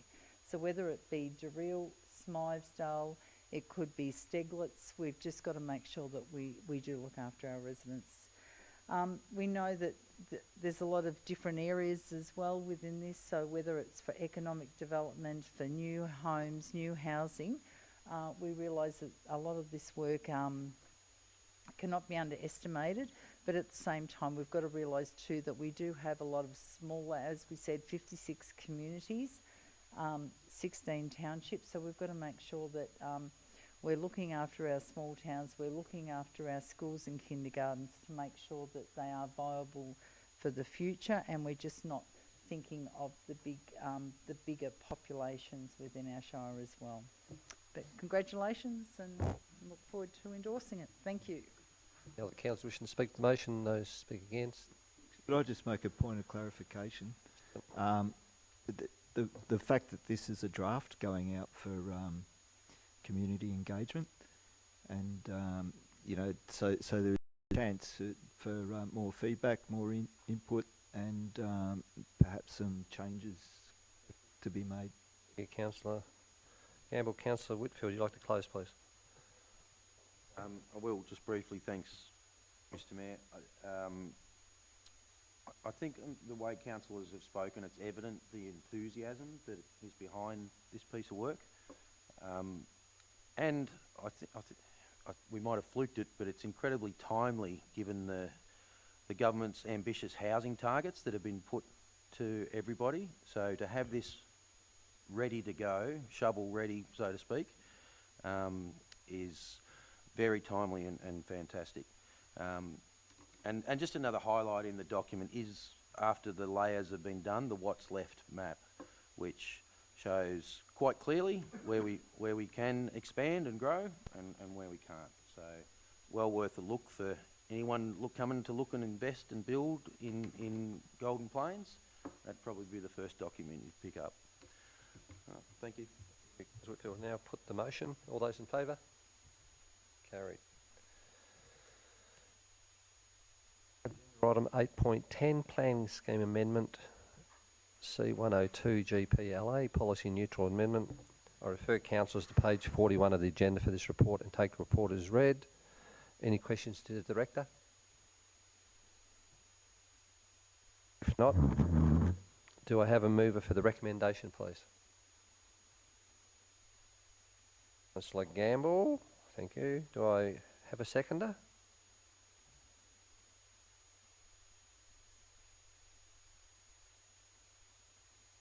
Seconder, councillors, please. Councillor Whitfield. Councillor Gamble, would you like to speak to the motion, please? Just briefly, it appears to me a more procedural recommendation. For us councillors that aren't expert in these legal policy matters with planning schemes, but we trust the officers and the oversight involved, and it's also been through a public exhibition process, and so I'm confident that it's something that we can adopt. Thank you. Much. Councillor Whitfield, would you like to speak to the motion, please? Thanks, Mr. Mayor. Just that the adopting this amendment just provides for improved efficiency, use and interpretation of the Golden Plains planning scheme. Thank you. Are there any other councillors who may wish to speak to the motion? Any councillors wishing to speak against the motion? If not, I'll ask Councillor Gamble to close. Nothing further. I'll now put the motion. All those in favour? Carried.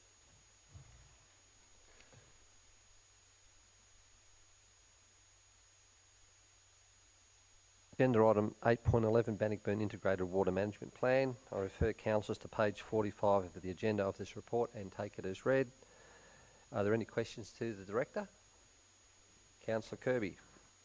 Thank you, Mr. Mayor. Thank you, Director Josipovic. Vic.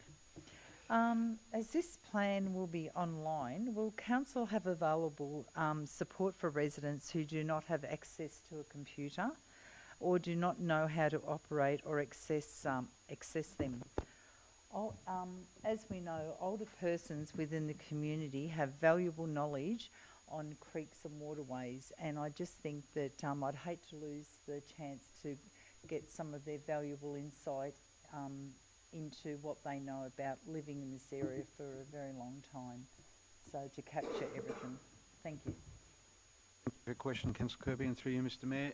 We will ensure we have a hard copy of the draft integrated water management plan at all our customer experience officers, and we'll have some paper forms if they wish to make a submission as part of that as well.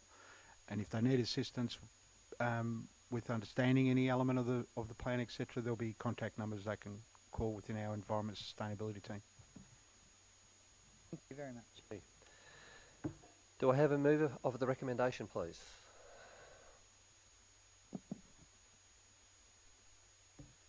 Councillors, can I please ask for a mover for the recommendation? Councillor Kirby. Can I ask for a seconder, please? Councillors, can I ask for a second? Councillor Getson, thank you very much. Councillor Kirby, you wish to speak to the motion, please? Yes, thank you. I endorse the Bannockburn Integrated Water Management Plan to go out for community consultation. While targets are set over a 10-year period, the action plan outlines some actions for council to undertake over the initial 2 to 3 year period of the plan. So this is regarding Barwon Water, doing a survey and getting some feedback regarding the water management plan for the next 10 to 30 years. While While we are improving practices over the next 30 years, we are hoping that more residents will come out and have a say. So that's why I asked the question earlier regarding if other people cannot access a computer, because this will only be online. As Bannockburn grows, consideration of how water is sourced, used and managed is crucial to a sustainable future for Bannockburn and the region. The agenda will include water supply, sewerage management, flood and stormwater management, and public open space, irrigation and maintenance. So it does cover a lot of areas, and we've just got to make sure that we'll look into the future, because as Bannockburn grows, we have to make sure we've got a good source of water. This plan also seeks to reduce potable water consumption, utilise alternative water resources, enhance landscapes and improve waterway health, especially the concerns regarding Bruce's Creek. Council has worked with the Wadawurrung Corporation throughout the development of this plan, and it is also imperative that we also hear from the older people from the community regarding water and their knowledge. So I endorse this plan to go out. Thank you, Mr Mayor. Councillor Kirby. Councillor Getson, would you like to speak to the motion? Nothing further to add. Thank you. Any councillors wishing to speak to the motion? Any councillors wishing to speak against the motion? If not, Councillor Gamble, speak against the motion. For it. For it. Sorry, my apologies. Yeah, just noting that there is. I fear the future in terms of the stresses and potential overwhelming of our environment, but I accept that this planning process to seek to put in the to give a strategic way forward is important, really important. I'm not sure if it's enough. It's going out to the community to make an assessment and those sort of things. We know that the future predictions for things like rainfall are being shown to becoming increasingly unpredictable. We have to do as much as we can in the time we've got before whole ecosystems are potentially being lost with just hotter, like we're just coming through a very hot winter. The bushes drying out considerably again. When we get fires through, then it's really hard for it to come back to the same state. The whole state of the ecology changes with these stresses. But in terms of Bannockburn Township, this is a strategic way to manage an ongoing potential shortage of water. The Barwon Water, I know, has said publicly they're very concerned about what they're going to do into the future. Even though we've got the massive desalination plant in Gippsland, it's likely that that's not sufficient to also work for the Greater Geelong region. So, yeah, so there are many great ideas in this report, though, that there's some really good positive things that are in there.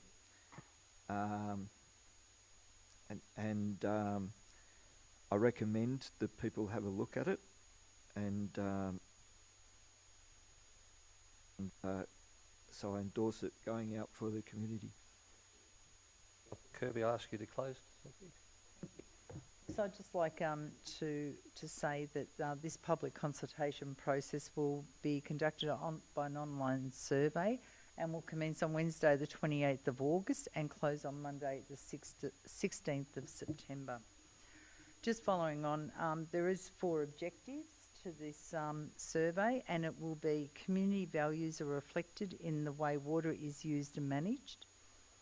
Objective 2, water enables a green and livable Bannockburn. Objective 3, the sustainability of waterways and landscapes is supported by water. And Objective 4, water creates opportunity and economic prosperity in Bannockburn. So just on those 4 themes, it'd be good if people can take this away and they can they can have a think about it and do the survey online.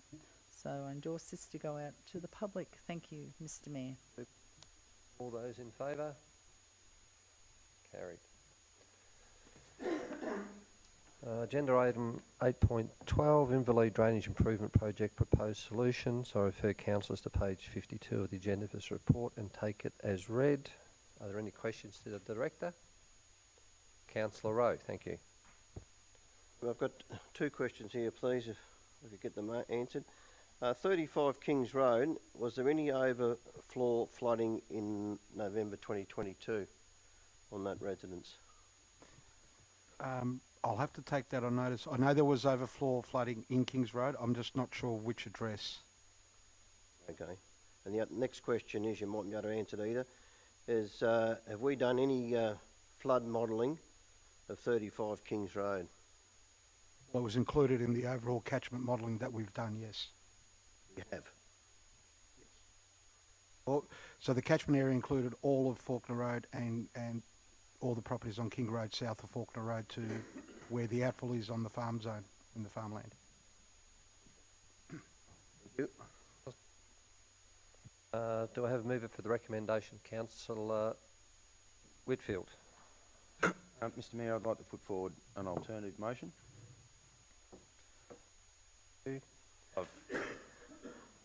I've provided the alternative motion on the pink sheet for all councillors to see. Would you like me to read it out? Yes. And I might just foreshadow that if this doesn't get up, just return to the officer recommendation as the motion. So my alternative is that council approve the detailed design and construction of intersection lowering at Argyle Park, Faulkner and King Roads and associated works, option 1. B, note council previously approved a budget for this project of $1,354,000, of which $1,254,000 remains, and that concept estimate for option 1 exceeds available budget by an estimated $77,000. C, include in the detailed design for option 1 further refinement of the design to reduce the impact in flood behaviour on the downstream properties. D, should the survey results from the detailed design of option 1 show a freeboard of less than 100 mil in a 1% event for properties in King Road and Casuark Drive, mitigation works be investigated and designed. E, as part of the 25-26 budget deliberations, officers prepare a report for a future council meeting on the funding options to design and construct the following: the Common Road outfall upgrade and the King Road and Casuark Drive mitigation works, and the infrastructure requirements emanating from the Bannockburn North and Bannockburn South flood studies.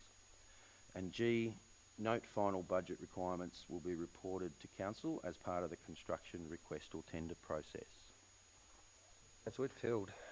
Do I have a seconder for the alternative motion? Councillor Getson. Phil, would you like to speak to the motion, please? Yes, thank you, Mr. Mayor. And I'll just note I was supported by council officers in preparing that alternate motion. The requirement for these works is undeniable. In the flood events of October-November 2022, 5 properties in this catchment received overflow flooding. 2 separate families were forced to spend almost 12 months in other accommodation while their properties underwent rectification works through insurance companies.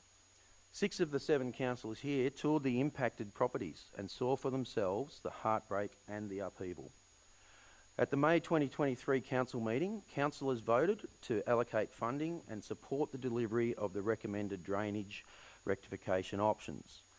This occurred because of all the flood impacted areas across the Shire from that event. This catchment had the most affected residents and therefore was prioritised. The initial WaterTech report presented to councillors states the investigation found that the existing drainage infrastructure is insufficient for the catchment it services due to several factors, such as reduced system capacity, in brackets undersized, lack of maintenance, drain sedimentation and vegetation overgrowth, and design issues, including network slope and alignment in the lower catchment. This report, by the way, has been peer-reviewed and concurred with from other consultants. I'll just summarise that. The drainage system is insufficient for the catchment it services due to being undersized, lack of maintenance and inadequate design. I think it's clearly Council's responsibility to remedy this. Properly addressing one issue at a time will fix these drainage problems in the Shire. This motion provides for a report to be brought to a future council meeting as part of the 25-26 budget deliberations to consider funding options to design and construct the associated works mentioned in the motion. This will provide opportunity for council to remedy a flawed drainage system for the community. A lot of information has been presented to councillors over some time now. Option 1 works that are in the report and are recommended in the report will successfully prevent overflow flooding of properties in 10% rain events. This is a vast improvement on what is there. The works do provide material benefit to the drainage in and around this catchment. Therefore, I see no reason not to support the motion as put. Thanks. Councillor Getson, would you like to speak to the motion? Mayor, I also did attend that meeting with the residents and after that flood damage, and I can see where they're coming from when you walk through their homes and see the damage and whatever, and the stress that those people went through, and no doubt are still going through, and are worried about the next downfall, which no one can predict. I support this motion, and that's it. Thank you. Thank you very much. Any other councillors wishing to speak to the motion? Councillor Kirby, thank you. As we're well aware of the flooding that occurred throughout the Shire, but in particular in Lee, it was actually heartbreaking to see the outcomes and the impact of this flood and what it did to them with their homes and their lives. As Councillor Whitfield said, it took 12 months for them to get back into their own homes, and as councillors, we did promise that we would do everything to try and to work through this problem to make sure that whether or not we have consultants come and give us the right advice, or if we have to pay for this in the future to try and rectify it if it's way above budget. I'm very much prepared to look out for the residents because, as we know, your home is very special, and you just cannot afford to have these sort of impacts on you. And they say a 1 in 100-year flood, but as we know, you can have 2 or 3 floods in 1 year these days. It's not 100 years like it might have used to be. So I thank Councillor Whitfield for putting in the extra dot points for this alternative motion, and I think that going ahead, this is not only going to help the residents of Inverleigh, but the ones who are also affected in Bannockburn and Bannockburn North with the flood studies as well. And I think with the next council coming along, this is a good backup to make sure that we don't leave these residents behind. So whoever gets back onto council, or if we have a whole group of new councillors, they do have this motion to follow through with in the future. So I endorse this option 1. Thank you. Councillor Kirby, any councillors wishing to speak against the motion?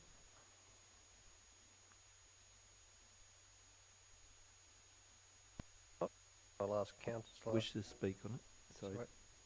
Speak against? Speak for? Speak for. Councillor Gamble.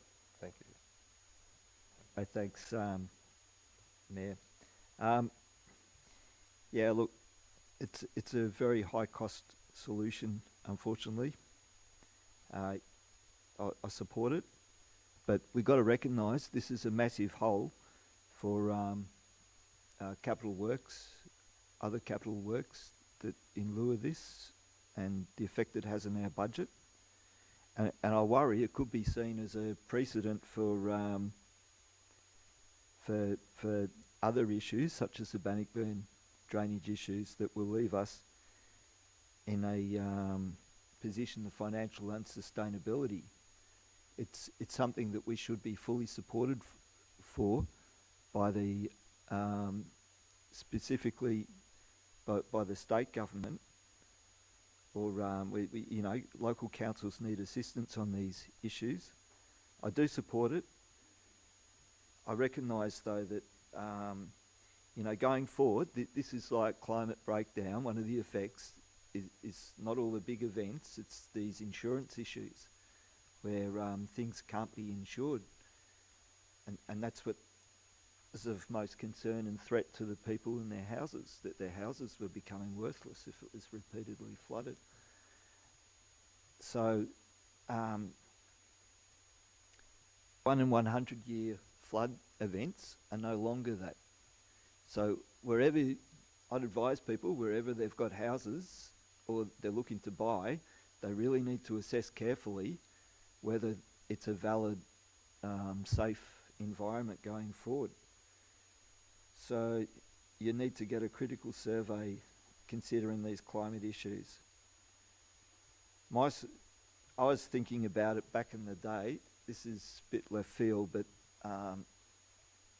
you know, I've been self-employed for quite a long time and I make up my own solutions and things, but looking at possible lower cost solutions, and at the time when there was emergency on, if it was up to me, I would have got I would have had a levee made along the footpath there and put the footpath on the other side of the road so that the water can pool there. I would have had maybe a big speed bump, a raised section up there, so you're creating a pool there rather than going over through the housing, and widen, extend, open the drain down Faulkner Road.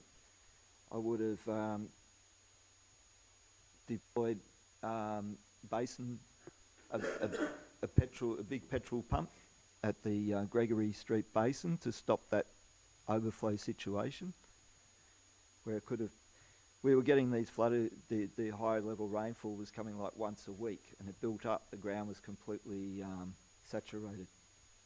There's also a case for soaks and swales as well. So I think we do have to look at sort of more alternative, lower cost solutions to these problems going forward in the future. Thank you. Any councillors wishing to speak against the motion? Councillor Rowe. Not so much against the option. I just want to come up to a good solution for all. And my preference, to be honest with you, would have been option 3A.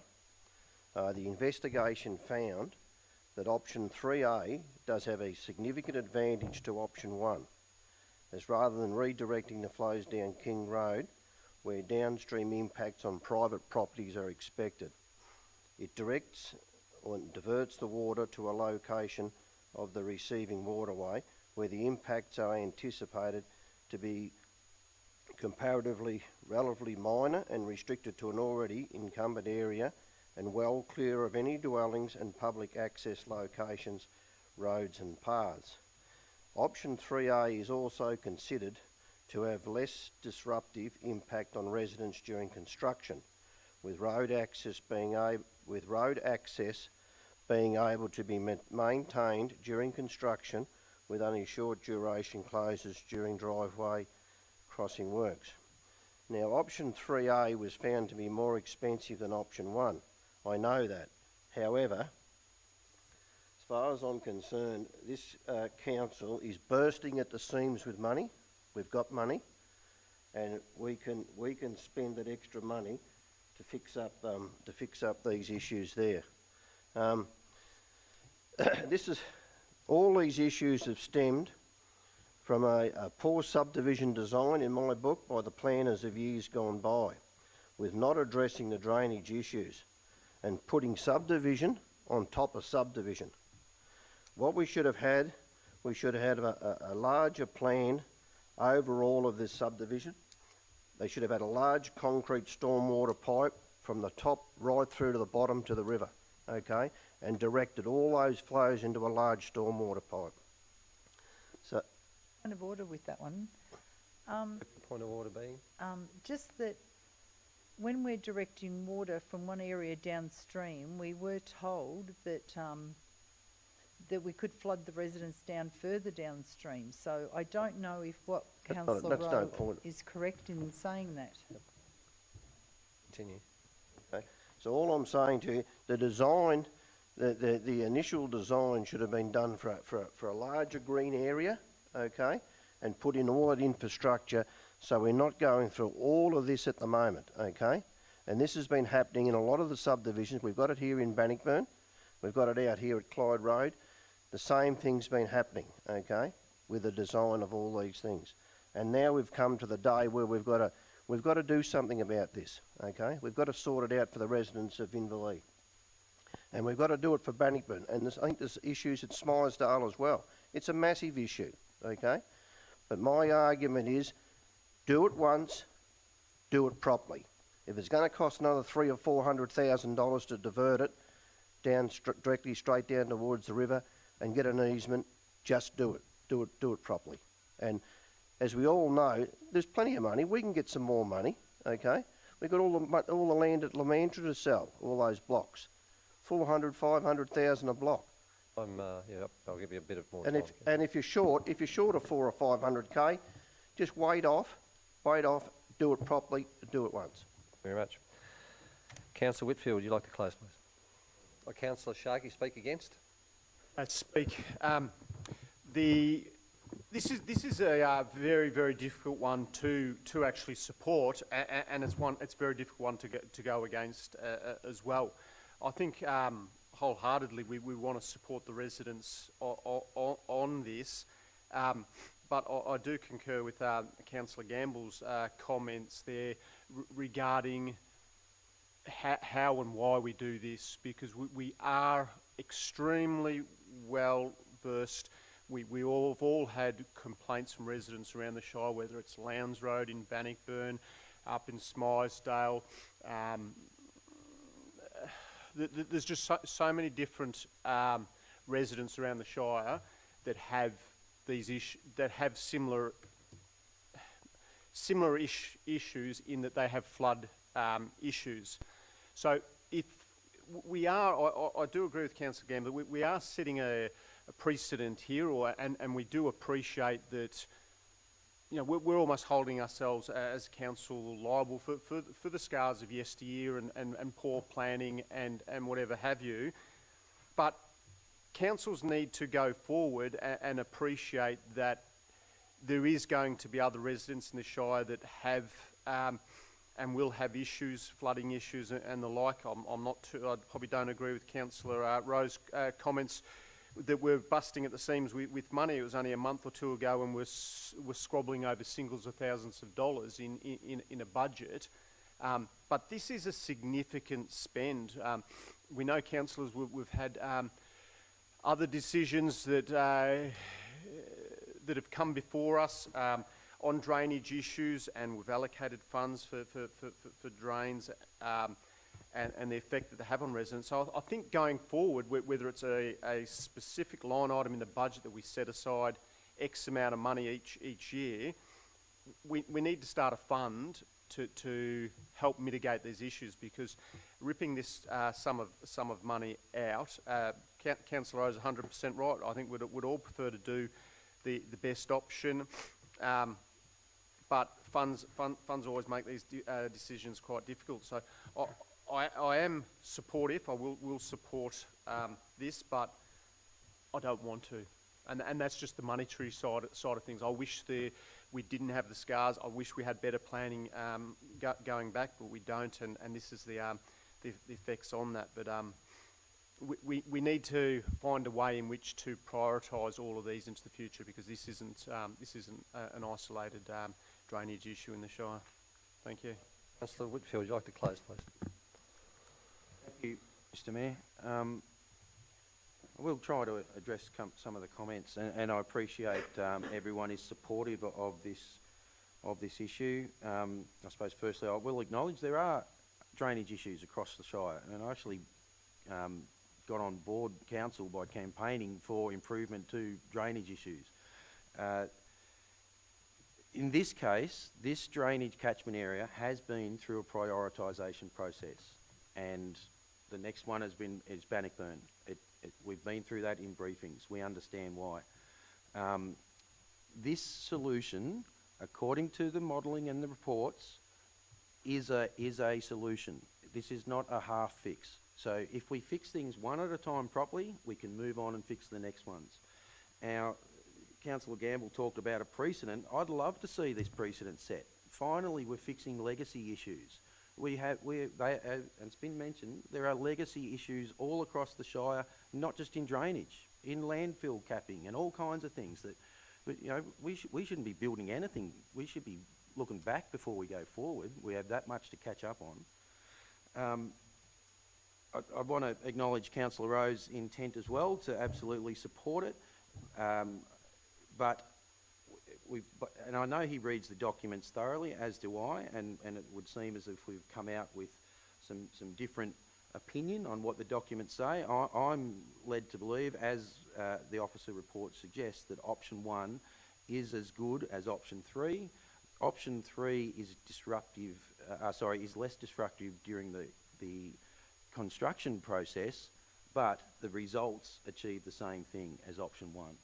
So I'm happy to spend that little bit less on option 1, and my motion asks for options. You talked about more funding options for the 25-26 budget to be presented to the next council to work it out, to make it happen. I couldn't have. Sorry.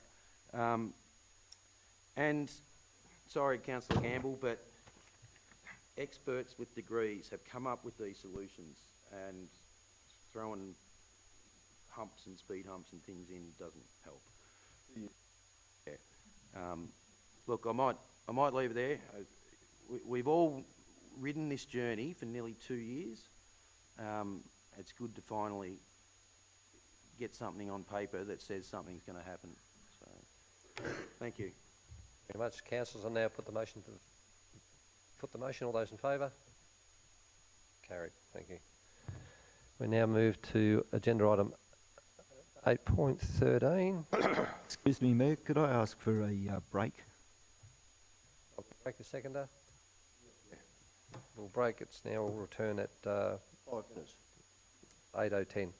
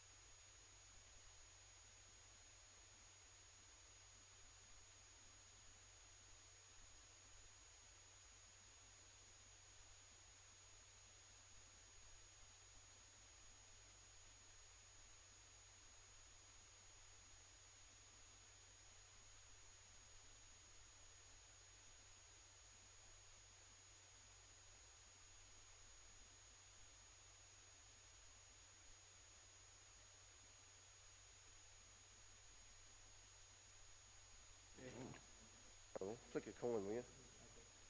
Back online, councillors, just FYI. Thank you.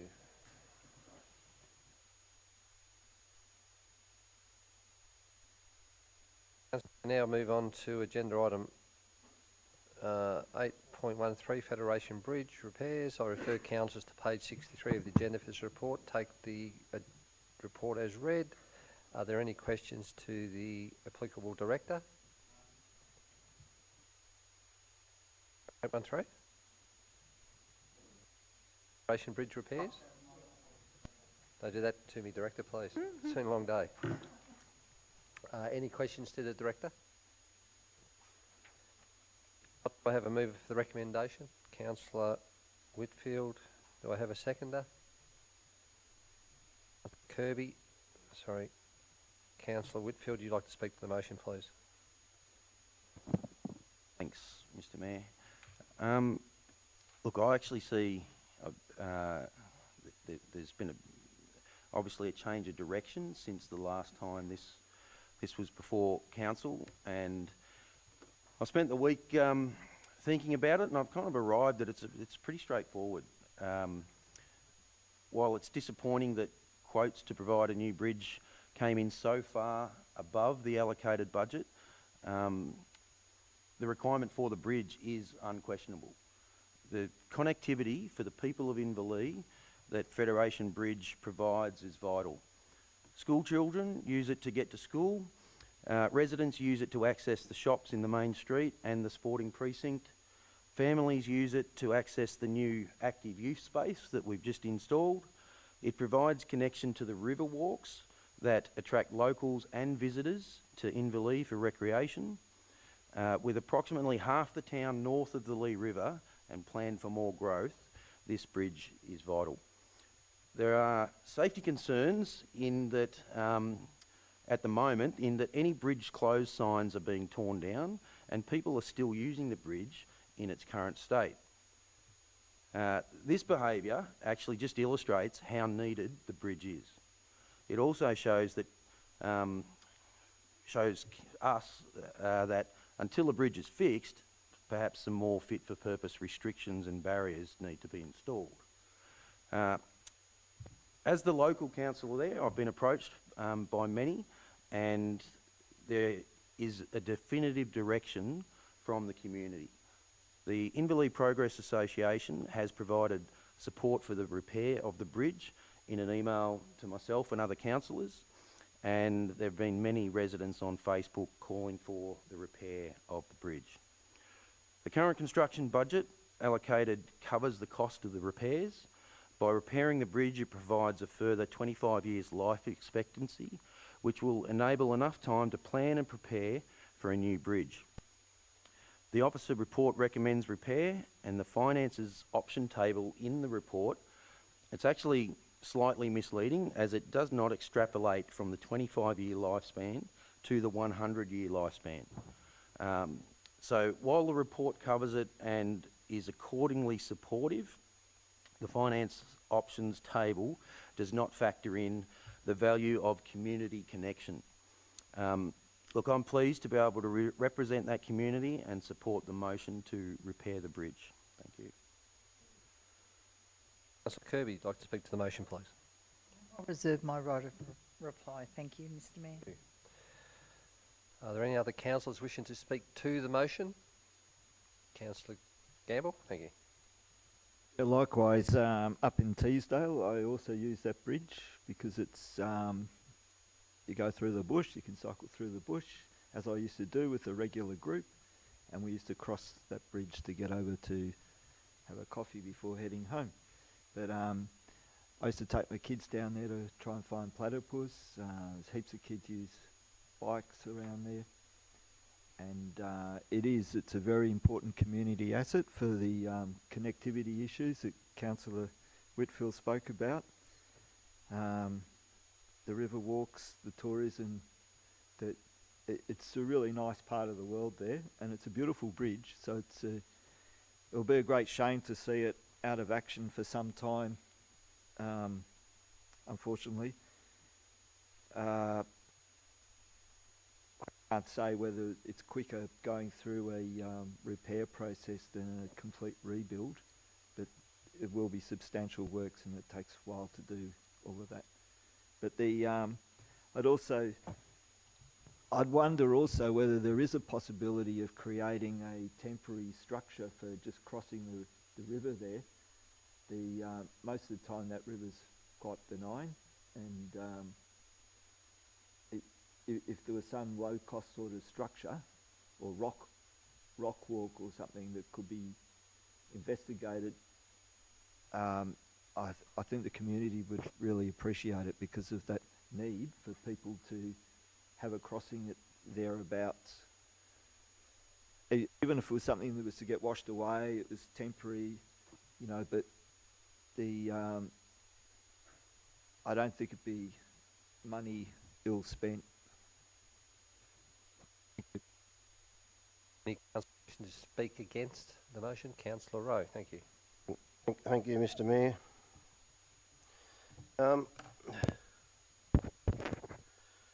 First of all, I'd just like to say that I think it's under the Local Government Act, they stipulate that we need to get value for money when we spend. The listed repairs restores the bridge condition. However, the repairs would only extend the life for another 25 years. Value for money was developed to compare whether a more costly approach such as replacing the bridge is potentially the better option versus repair work alone. The value for money assessment was supplied back in July 2023, and it indicated that replacing the bridge provides a better outcome in terms of value for money in the long term. This bridge was inspected on the 16th of April 2023 by inspectors John Guanana and Ron Trimble from Aussie Bridges, and their recommendation was, and I quote, "This structure should be replaced as a more cost-effective and suitable option rather than repairs or upgrades." Councillor Officer's recommendation on the 18th of July 2023 was to approve replacement of the existing Federation pedestrian bridge with a new suspension bridge to provide a 75-year life, and any shortfall in funding to be allocated from the bridge renewal and the bridge maintenance accounts. And when we're going to provide a 75-year life, and we were going to ensure that the bridge then met the current design and safety requirements and represented the best value for money result for council over its lifespan. Now we get to today, okay, and we're here at the moment. And after a public tender process, we saw a tender price of $180,000 over the budget of $450,000 allocated to cover construction of this bridge. Now we have a council doing a backflip, in my book, and recommending now to repair this bridge at a cost of $325,000 to Golden Plains Shire ratepayers. This is half the cost of a new bridge, for God's sake. Councillors, put your thinking caps on and ask yourselves, is this that value for money for 25 years? Or spend twice the money for a 75 to 100-year life of this bridge? And as I'll say again, we have got plenty of money, okay? We can find that extra money and put in a new bridge and have a longer lifespan, okay? If we can go and employ a new CEO and pay him hundreds and hundreds of thousands of dollars, we got plenty of money. There's no shortage of money in this joint, okay? I've been inside the Golden Plains Shire bank vault. It's chock-a-block full, absolutely chock-a-block full. Point of order. Any other councillors wishing? Thank you. Thank you, Councillor Rowe. Any other councillors wishing to speak against the motion? Councillor Kirby, you reserved your rights to reply. Thank you, Mr. Mayor. Look, after consultation with the residents of Inverleigh, regarding the footbridge, I heard they just want a bridge. They just want a bridge that looks like a bridge, acts like a bridge, and allows pedestrians and cyclists to cross from one side to the other. We know that there's school children that use the bridge, cyclists, they, as Councillor Whitfield commented, you know, they cross to go to the shops, they use the park facilities, it's there for tourism, and at the end of the day, whether it's 600,000, 350,000, the residents don't care, they just want their bridge back. So we know that a bigger and better bridge would have been more accommodating, but you know, we just need to think of the residents. Are they prepared to wait until we can find the funding to finish building this bridge? We have the extra $300,000, as Councillor Rowe suggested, to find it and put that money towards building a brand new bridge. So, you know, 25 years, 100 years, but, you know, the residents need it now. Can we do a bridge at the moment? This is another scenario. Can we repair the bridge now and then build another bridge further down the track once we, if we can find some extra funding to build a new one for a 100-year lifespan?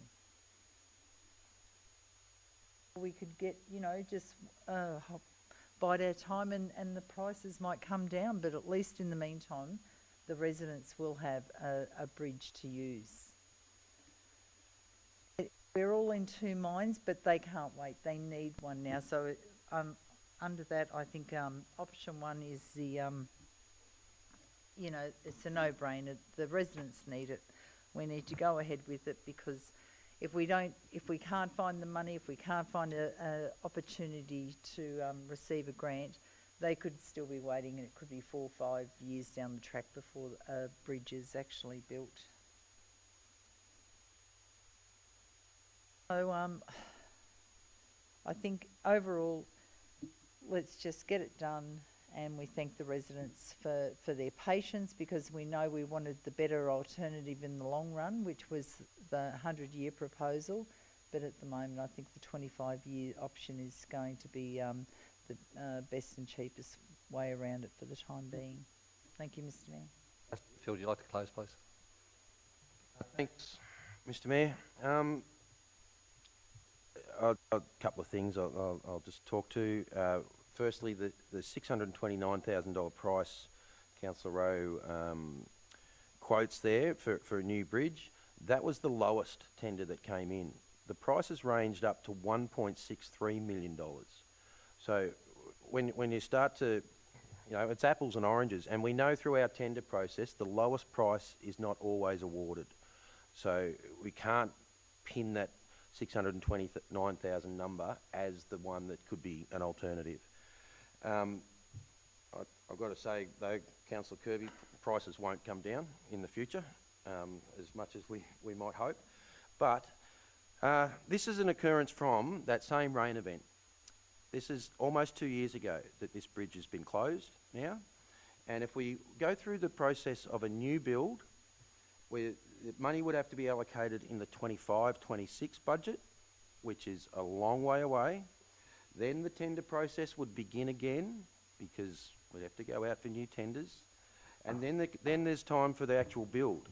There wouldn't be a bridge there for another 3 years. And I think I'm realistic in that time frame. So we're listening to the community. They originally wanted a new bridge, and that was fine. Our budget constraints say we can't do a new bridge. Let's make the best of what we can, and that's repair Federation Bridge, which is an attractive suspension bridge that does attract tourism, is used every day by many, many people. Yeah, like I said at the beginning of my opening, I can't see, I landed that this is a pretty straightforward decision. Thank you, Mr. Mayor. Now put the motion to the vote. All those in favour? Carried. All those in favour? Councillor Kirby, Councillor Getson, Councillor Sharkey, Councillor Cunningham, Councillor Gamble, Councillor Whitfield. Against?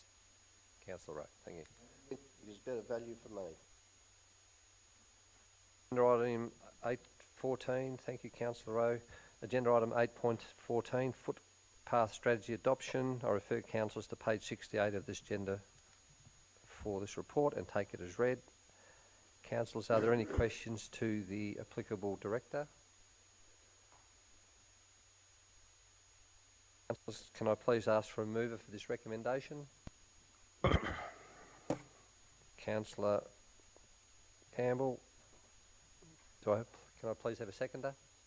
Councillor Getson, thank you. Councillor Gamble, would you like to speak to the motion, please? Yes, please.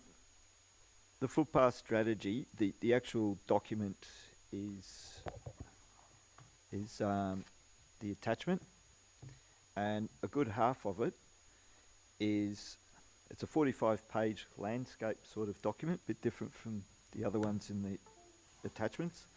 A good half of it details the exact specific localities where proposed improvements are to be prioritised. The first half of the document goes through a scoring matrix and looks at what's needed right around the Shire. Footpath strategy particularly applies to townships and separate from the path and trail strategy. So the map on page 6 of this is really excellent because it shows all the localities around the Shire, and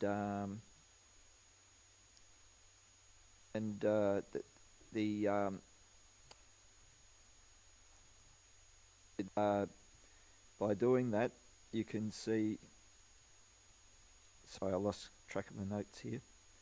I'll go to, if you look at the individual pages, like page 21, 23 of the attachment, you can see each town is considered in isolation, so residents can see, have a look up at their township and to see what streets or roads are deemed the highest priority for footpaths.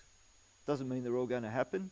It's an ongoing thing according to budget resources, but it gives you a pretty good idea. This particular recommendation has been through the engagement process, and it's now coming back for adoption. I've had a good look at it. I'm confident that it's a really good document for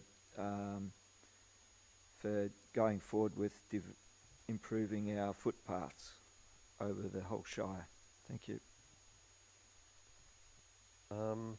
Councillor Getson. Yes, thank you, Mr. Mayor.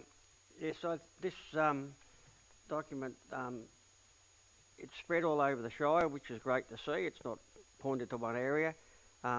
Everybody gets a little bit of the bite of the cherry, so to speak.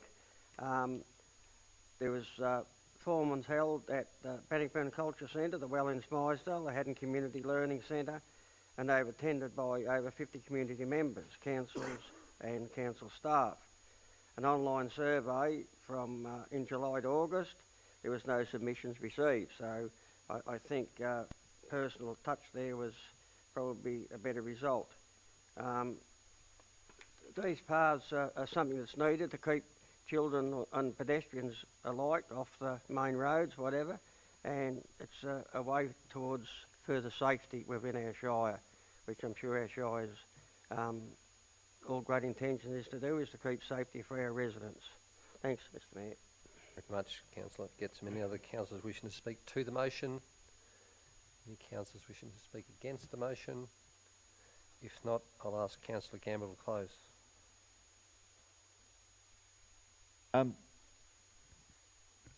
It's one concern for me is that the extent of concrete footpaths are used.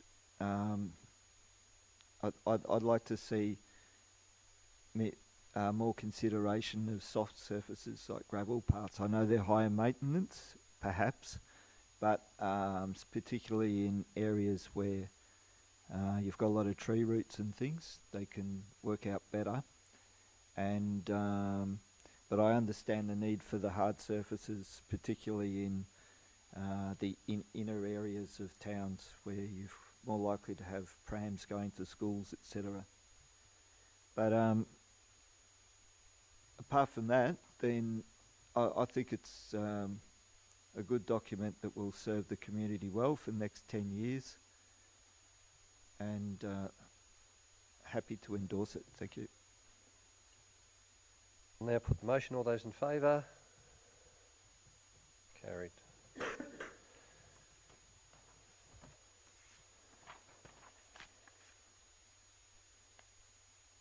Move on to agenda item 18. Agenda item 8.15, options to replace Golden Lake Road Bridge. I refer councillors to page 73 of the agenda for this report. Are there any questions to the Director? Councillor Getson. Yeah, thank you, Mr Mayor. In the report under Executive Summary it states, Council officers have consulted with emergency service providers who have confirmed that the bridge is not critical to them providing a response. Can I inquire which emergency service providers were consulted? Through you, Mr Mayor, and thank you for the question. We requested the views of the CFA, Victoria Police, SES and Ambulance Victoria. Very much.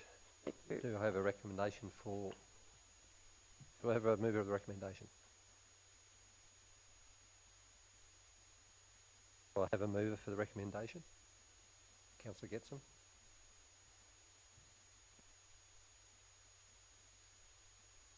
Here. No, report. I'd like to speak on it. Reply to Director Josipovic. Oh, yeah, so sorry, so I have a mover. Do I have a mover for recommendation? You wish to... Yes, that Council elevate the priority of this bridge and the bridge replacement program, and officers pursue funding through the federal government's Safer Local Roads and Infrastructure program. And I also have a letter from VicPol. They have not been contacted, and I can read a bit. I have got a letter here from VicPol. I have got a letter also from the local farmer, who I may read a little bit. Hence, maintaining the bridge crossing the Wodiallic River is vital to our operation with stock moves and machinery and plant transfers. The alternative route to the Devil's Kitchen is not suited. Okay, yeah, sorry, to just point, sorry, wide machinery. My mistake, Councillor, so I'll just hold it there for a moment. So, you're wishing to move a motion, which you've started to tell us what it's about. We need a seconder. So, can you just, sorry, Owen, so can you repeat the motion that you wish to put forward? Council have elevated the priority of this bridge in the bridge replacement program, and officers pursue funding through the federal government's Safer Local Roads and Infrastructure program. Councillor Getson. Now I'll ask for a seconder for that motion. Councillor Kirby. So now you can read. Sorry, my apologies. Getting back to VicPol, VicPol have not been approached by the council. The only ones that the council has approached is the CFA, and that was in Ballarat. They only received a letter. The local CFA members still require the bridge in operation for safety. The owner of the land nearest, which I guess I won't name the owner. No. Hence, maintaining the bridge crossing the Wodiallic River is vital to our operation with stock moves and machinery and plant transfers. The alternative route to the Devil's Kitchen is not suited to drive cattle or wide machinery. It also states here that this is from the CFA, from the Golden Lake Road and Casey Road intersection, either route to Scarsdale Pitfield Road is acceptable, with the Linton Piggery Road being the preference. Having options for two exit routes is always desirable in case of closure of one or the other. The bridge closure is a matter between local government and its ratepayers, and CFA would advocate for further consultation with the local community. The closure of the bridge is neither supported nor condemned. and I stipulise that were condemned by the Country Fire Authority from a fire emergency perspective. That's all I have, I think, at this stage, Mr Mayor. I'd like to submit that, and as I've said previously, I've been involved in the Coroner's Court for the Linton fires. Every escape route should be made possible, and I don't want to see anybody else go to a Coroner's Court and sit in there for 4 hours getting barreled with questions that I didn't cause. So I'd like people to think about that, and I still suffer from that. And I'm a current member of the CFA. Councillor Getson. Councillor Kirby, would you like to speak to the motion that's been put? I'd like to reserve my right of reply. Thank you, Mr Mayor. Are there any other councillors wishing to speak to this motion? Any councillors wishing to speak against the motion? Councillor Sharkey, thank you. Yeah, I have said it on many different issues in my time on council about being strategic, and decisions that are made by council need to be informative, well constructed. Some of the decisions that we've made here tonight have been extremely difficult decisions to make, but they haven't come off the back of decisions made in moments. As Councillor Getson identified there, he feels that the Vic Bolt haven't been contacted. So we don't know what they've got to say. We don't know what other people have got to say. We're ignoring community consultation. We go through processes where we've got the table in front of us which identifies all the different scoring there. This bridge gets a score of 3.9. There's other bridges in the north of the Shire that score 4.9, 4.5, I think it is, that are identified as a stronger need. They cost a substantial lot more. We need to be strategic in decisions. I can't support decisions where they come in and say, one councillor walks into this room and says, I want this, and I'm going to ignore all the strategic documents, and I'm going to elevate this as a priority because I feel that's right. We need to be structured, and we've spoken several times here tonight about delivering our decisions. We felt uneasy with some of the decisions earlier in this meeting, but we've highlighted we need to do some more work there. I just can't support this where it just comes in as a notice of motion and then we're just going to elevate it to the top. We're just about to go into an election process. That's not the precedent I would like to set for the ratepayers. I would like us to make strategic and well-formed decisions, and I don't think. I think there's some basis there. There's some stuff there, but let's go back, and if we feel that it needs to be elevated, then let's do the works needed in a strategic manner. Thank you. Any other councillors wishing to speak to the motion? Speak. Did you want to speak to the motion? Any other councillors wishing to speak against the motion? Councillor Gamble.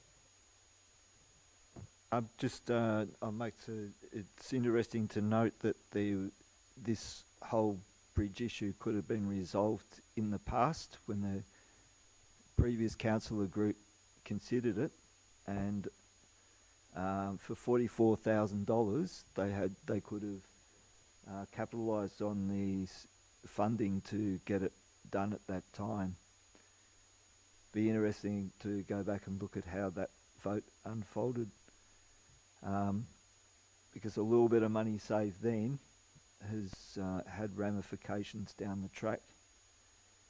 I take note in the report the main concerning body would be the CFA, and the main agency, the Ballarat CFA, has deemed it as not critical.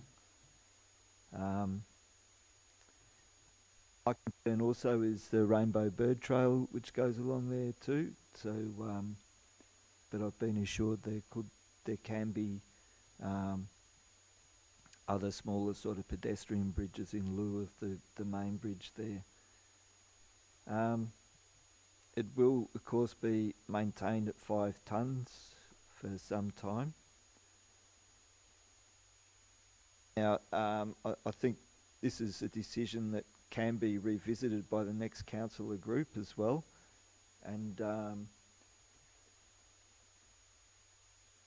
if there's more money available for other bridges, this one could come up the list at that stage. But at the moment, I think it's fair to just that we note the officer's recommendation at this stage. Just a point of clarification. It wasn't $44,000. It wasn't $44,000. That was $44,000 that had gone over budget, over a $600,000 budget. So it was council's cost of it at the time was nearly $350,000 for a $700,000 bridge. Is the motion? I also had a point of clarity. A clarification, certainly. Just, I was trying to jot down the motion. I got to elevate the priority and that officers pursue funding from where, please? So get some.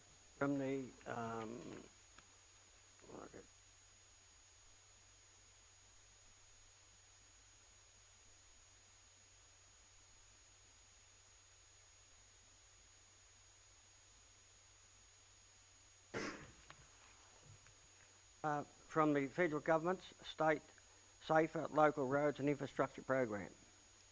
And the previous bridge we did have $300,000, which I got up Dantean, and I believe all that was directed to the Franklin Bridge, which is not even in our shire, and it's between Napoleons and Bunnyong. That went to a different shire, Ballarat City Council, so we, for no reason, we lost out. Clarification. Councillor, speak. I'll speak to speak it, thanks. To the motion. Thank you, yeah. Councillor Whitfield. Yeah, I think I'd like to foreshadow a motion, should this not get up. Replacement options are mentioned in the report, and I foreshadow option 4 as a motion if this is not unsuccessful. Councillor Kirby, you reserved your right to speak.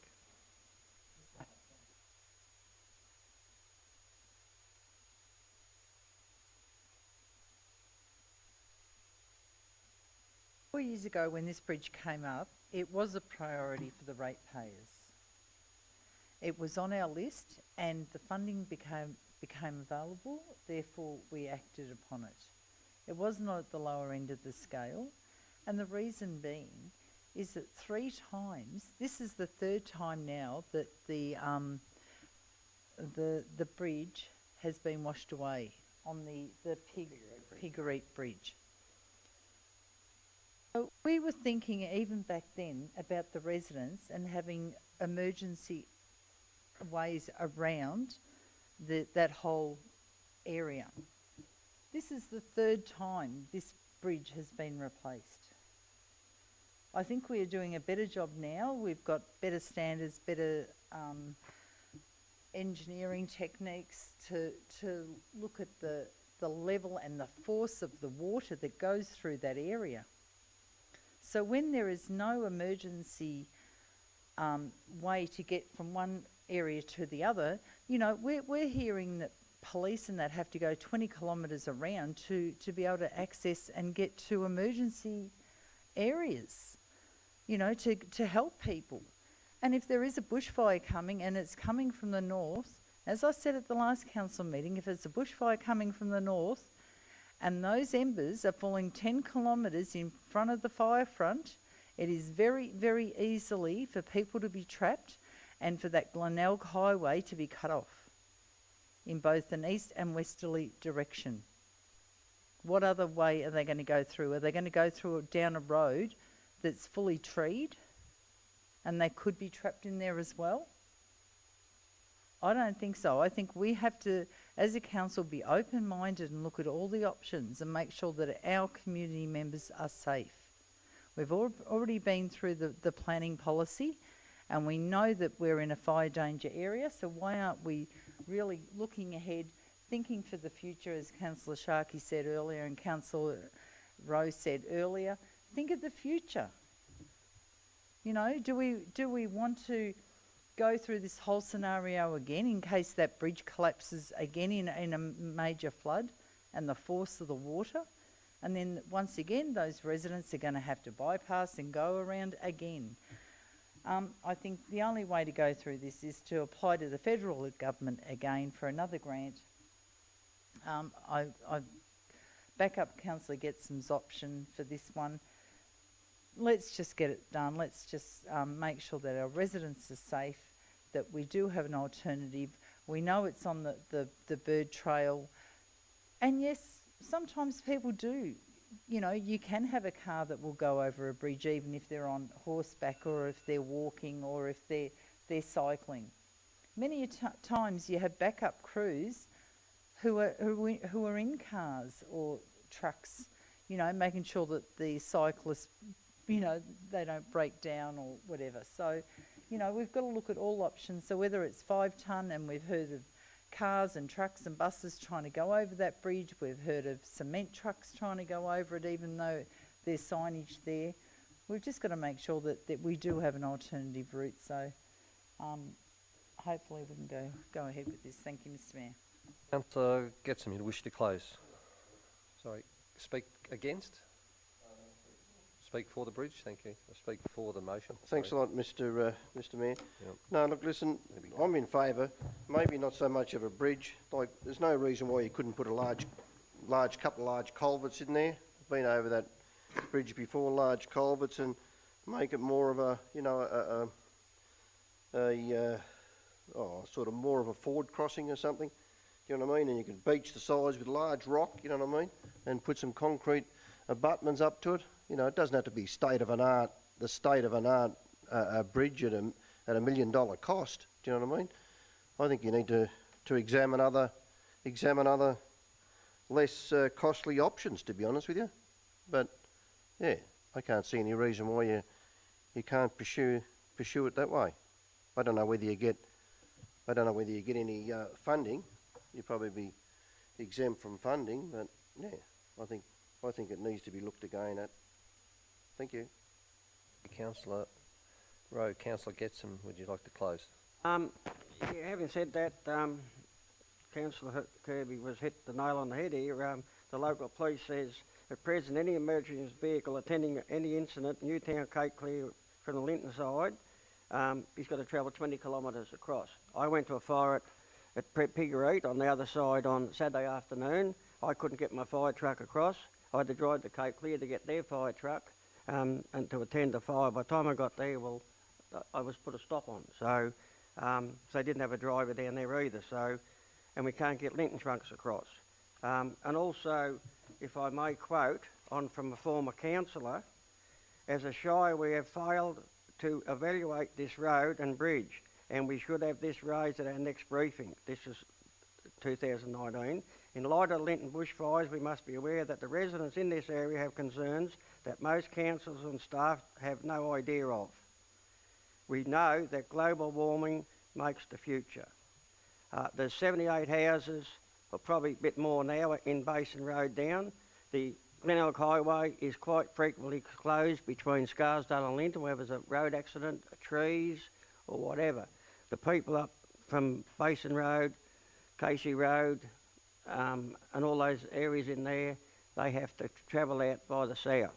And in my experiences and training as probably 45 years as a CFA firefighter, you do not drive into the bush. You head straight for vacant land, which would take you over the Godden Lake Road Bridge, and you're heading for safety. So I just want council to be aware that if it doesn't happen, but as Councillor Rowe suggested, a low-level culvert, yes, quite fine, ideal, quite sufficient. And it's only to get heavy vehicles across. Thank you. I'll now put the motion. All those in favour? Could I have clarity of the motion again, please? Councillor Getsom, can you please read your motion again?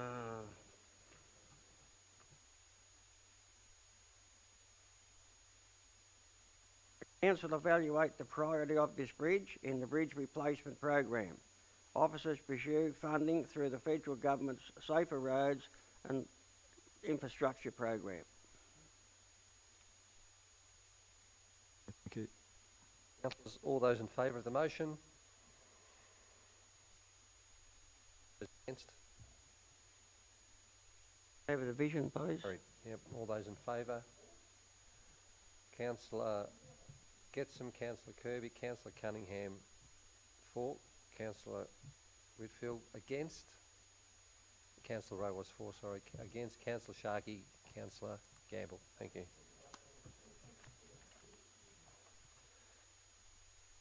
Agenda item 1.1. I refer councillors to page 80 of the agenda for this report. Notice of motion. Councillor Sharkey, would you like to read your notice of motion?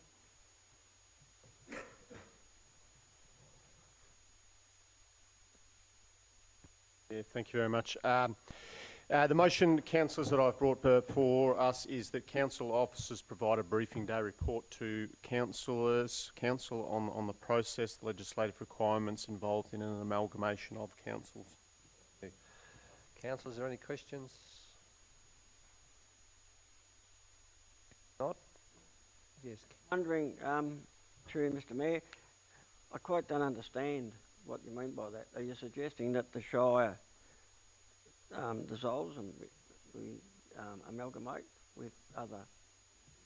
No, so just to repeat the motion, that council officers provide a briefing day report to council on the process and legislative requirements involved. So merely a report, a little like the report that you asked for last one that came this month, Councillor. Thank you.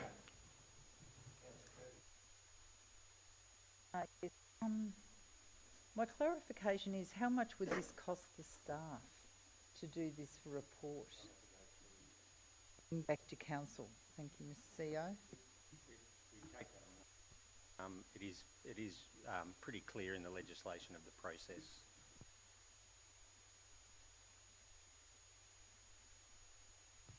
Able to bring that back at not a lot of cost. Can I ask for a seconder of them? Councillor Rowe. Councillor Sharkey, you'd like to speak to your notice of motion? Thanks very much, councillors. As you'll appreciate, this is the second time in this term that I've brought this forward to us as a process, and what's prompted me to do so again this time is the comments that were made at the last council meeting by several councillors in the room when Councillor Getsom requested a report to be brought to council, as we've just discussed.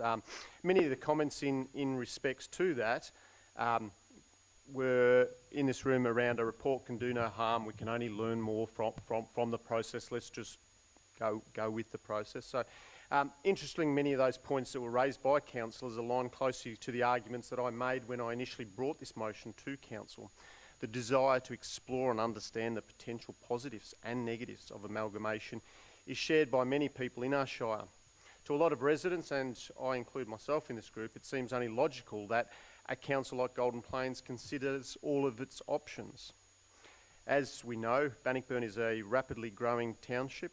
Many residents in the township south of Bannockburn and surrounds strongly associate themselves with the city of Greater Geelong.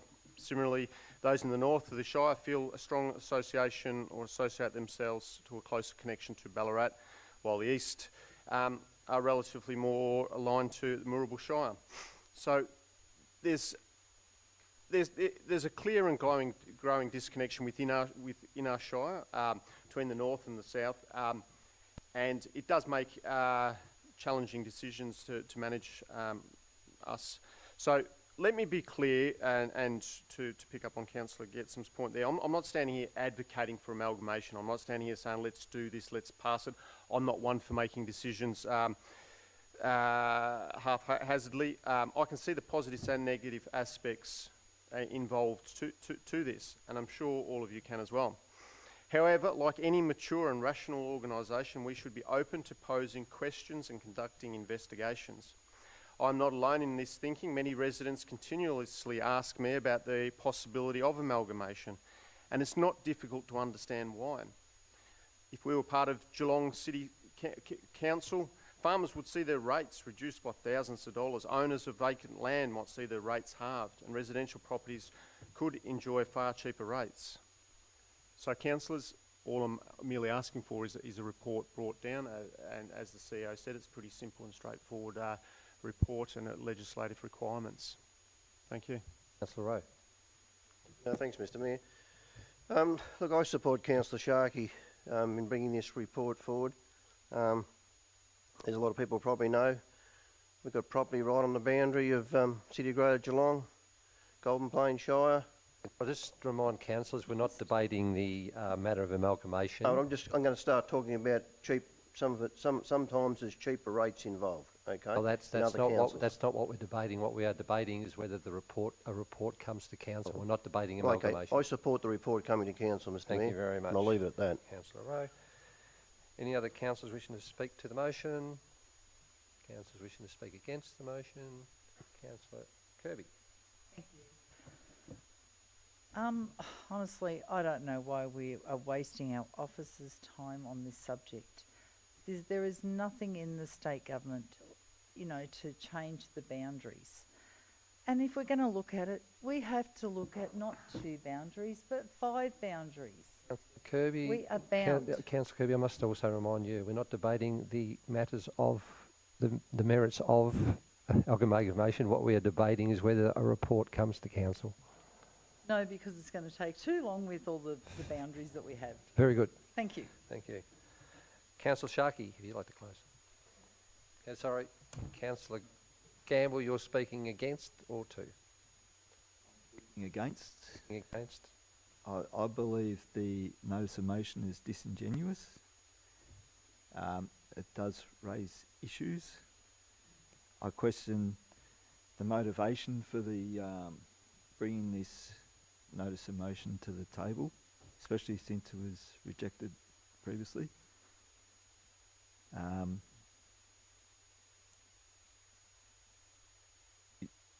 We have councillors of different spectrums and concerns, and but a little bit difficult. There's a we are only debating the report coming to or not coming to council. I would not proceed with it because I would not support it because it's just unrealistic. It creates a lot of community concern, and it does our councillor group no credit that we should be looking and considering such a notice of motion. Okay. Thank you. You're happy to leave it there. Councillor Sharkey, would you like to? May I have a point of clarification, please, Councillor Mr. Kirby, Mayor? you can. Thank you. I'm just wondering if someone might know, are the prices in Geelong dearer than what they are in the Golden Plains Shire? A lot cheaper. Councillor Kirby. The price of housing. Residentials, yep, a lot cheaper. A lot cheaper. Councillor Kirby. Sorry. Councillor Getson. Can I speak for it, please? Yes, but it won't be quick. You've got to be on point. What Right, people in the north are pretty disgusted what happens with the Shire, and I think people in the north would support it. Thank you. Councillor, would you like to close debate, please?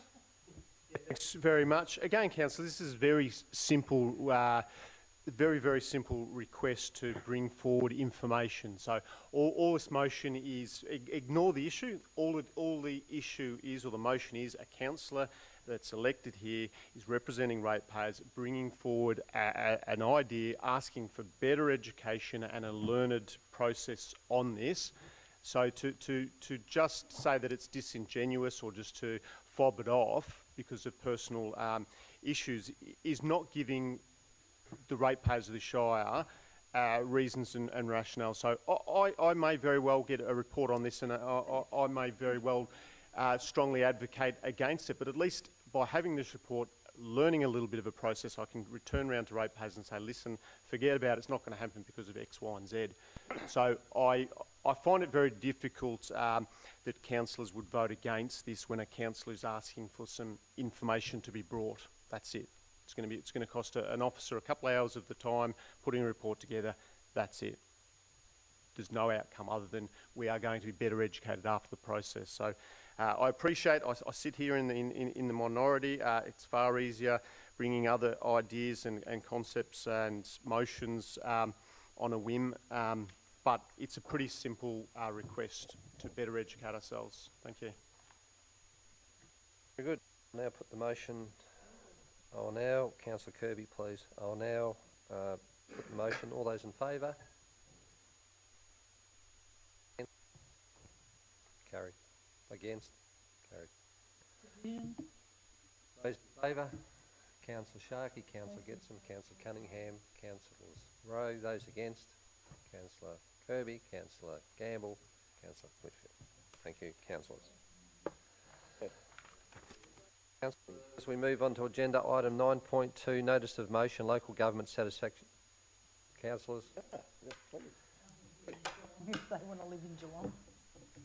Notice of motion, agenda item 9.2, notice of motion, local government satisfaction results. Councillor Sharkey, I refer councillors to page 81. Councillor Sharkey, would you like to read your motion, please? Thank you very much. Another very simple request here that council requests that the results of the recent local government satisfaction results are presented at the next available council meeting. Councillors, any questions? Councillor Rowe. Can I ask a question? Why haven't these results, these satisfaction results, been presented to the public, or why haven't they been advertised through our media? They have.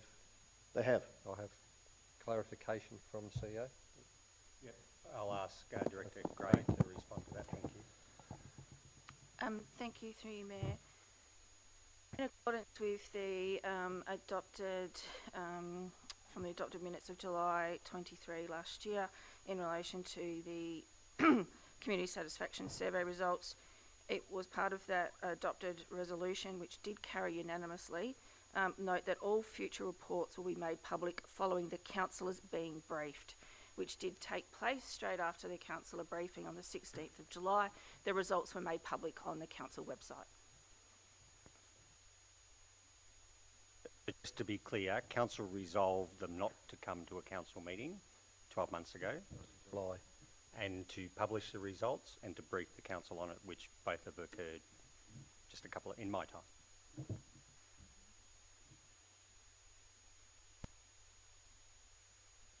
Any other questions? So, can someone tell me when's the next lot of satisfaction results meant to come out? Director Gray. You, Mayor, thank you. Same time next year. It's an annual overarching report and summary that's provided through LGV, and adopted once they've adopted it from the researcher results. We've had July 24 ones. Already out. Already out. I think we undertake ours 4 times a year. We do the survey questions. We converted, as per that resolution that was adopted last year, to quarterly surveys of 100 people per quarter, which still adds up to the total 400 annually, which what we had previously. Those surveys had gone through a current quarterly process. The process is quarter to end in about February, March each year, and we get the reports ready. They come and brief in July. They're not issued to councils till later towards the end of the financial year each year. And those satisfaction surveys have been declining, is that correct? Varies, Councillor Rowe, but as per the presentation on the day, overall, Golden Plains, I think, dropped by 1 point, which statistically is not, it's not a relevant statistic. I know it's a downward point, but 1 point isn't statistically relevant, like 1 point up or 1 point down. So it was 1 point. Point of clarification, Councillor Whitfield. Thank you. through you to you, Director Gray. We have a record of engagement when they were released on the council website, the results. I can take that on notice to get the stats of how many times they've been viewed. Yeah, Yep. I'm just trying to weigh up the engagement they'd get through a council meeting versus what they got on the website. I can get the stats from last year as well. And Mr Mayor, just through you, just as an additional point, the local papers did also run the league letter, as they normally do, and we were asked for comment, and we provided comments. So it was in the Addy, and I think the Golden Plains Time, but I'm not 100% on the Golden Plains Times. Councillor Gamble, did you have a point of clarification? No? Yeah, I do. Was there a council media release made at the same time as the results were put up? Just a question of notice. Sorry, Councillor Gamble, if I could ask you to repeat that. When the results were published on the council website, was there a accompanying media release made at the same time? No, consistent with previous practice, we haven't issued media releases. Right. And I have asked for a seconder to the motion. Councillor Rowe. Councillor Sharkey, would you like to speak to your notice, please? Thanks very much. Councillors, I think those couple of those several questions there and some of the answers from officers further strengthens my motion here in terms of clarification, what's happened and the like. So, look, councillors, we all get ourselves voted in on being transparent and open, and you know, over all my years on council, we have consistently presented this satisfaction survey results to the public in their raw form and had an open and frank conversation in this chamber. Whether the outcomes are good, bad or indifferent, this practice has always been an integral part of our commitment to accountability, allowing us to engage with our community honestly and openly. It's a report that we have always been able to speak openly on, regardless of the findings. For years, these results have been presented at ordinary meetings, ensuring that the community is fully informed. However, this year, I have noticed that a concerning deviation from this practice. During our recent briefing days, I've expressed to councillors the lack of transparency on some of these deviations that we do have. Typically, we do see local newspapers report on these results, ensuring the community are fully aware. Yes, I think even the Golden Plains Shire, in the same week as this was publicly released, they chose to highlight that the next consultation process had commenced, or that they were starting the survey again, was what was reported in the local newspaper. So, councillors, the motion is simple. It just asks us to table the survey results, as we always have in the past, allowing us to be openly discuss and address them. The last year's motion, which was unanimously accepted, was that we note that all future reports will be made public following the councillors being briefed. So that motion doesn't exclusively establish that they're not going to be presented at meetings. All that motion said was that they were going to be released to the public, and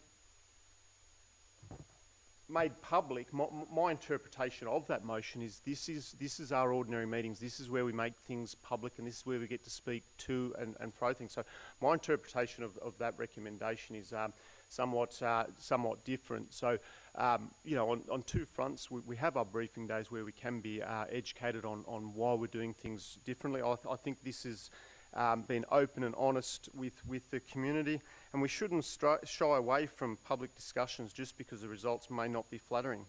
As we all know, after reviewing this report, our performance in areas such as sealed roads, value for money and overall Sharkey, performance... I'll just remind you, we're not discussing the results, we're discussing whether this motion is put forward. We're not discussing what the results are or were. But I'm expressing my point of view. Our point of view is why we should have notice of motion is to bring it and why before we council. shouldn't shy away from. We're not discussing the results. We're not debating any results, Point whether of they're good or order. bad. Time's up. I'll give you some extra time, but we're not debating the results. Timekeeper? My point of bringing this for the chamber is that we should not shy away from the fact that some of the results that have come before us in this are some of the worst results in the history of Golden Plains Not Shire. debating the results, Councillor I'm not, Sharkey. but I'm saying that we shouldn't shy away from bringing them here and having that conversation. Just because the results are shocking, we shouldn't shy away from Excuse that. me. If your notice gets up, then we'll have the debate. Yeah, Currently, we're not debating. I know, what the but just result- trying to silence the council just because We're of not highlighting. silencing at Again, all. the council Point of hasn't order, brought this, time's up. and now I'm getting silenced just because I'm highlighting these results are some of the worst results in the history of Golden Plains Shire. Sharkey, I'll explain to you. You are talking about Yeah, and absolutely. speaking about the results. This is not the debate we're having at the moment. What we're discussing is this notice of motion being put forward for the report to come back into the chamber. At that time, if that does, then we'll have the debate and the discussion in chamber. Until then, you're moving a motion of notice, correct? Thank you. That I'm discussing. Seconder, Councillor Rowe. Thank you. Thanks, Mr Mayor. I won't talk as long as Councillor Sharkey, but I think Councillor Sharkey's got a good point there. We do need to be open, honest and transparent with our ratepayers, and we need to get as much information out and give to them as we can. So, and if they're a crook set of results, well, tough luck, you know what I mean? Let's present them and we'll cop it as a council, do you know what I mean? And we can move on. But Councillor Sharkey's correct. Our road. Councillor Rowe, we're not talking about roads or what the results of the survey were. Our satisfaction survey. I don't know on how our many roads times has been up the creek. Councillor Rowe, point of order. Any other councillors wishing to speak to the notice of motion? Councillor. Point of clarification, please, from Director Gray. Could you please tell us what the Government Act is regarding the Community Satisfaction Survey and what we are responsible for? Thank you, Councillor Kirby. Through you, Mayor. The Act requires us to report on our performance against the Local Government Performance Reporting Framework, which community satisfaction is one of the key indicators. As it stands, through Local Government Victoria, this community satisfaction survey process is one that that we take part in.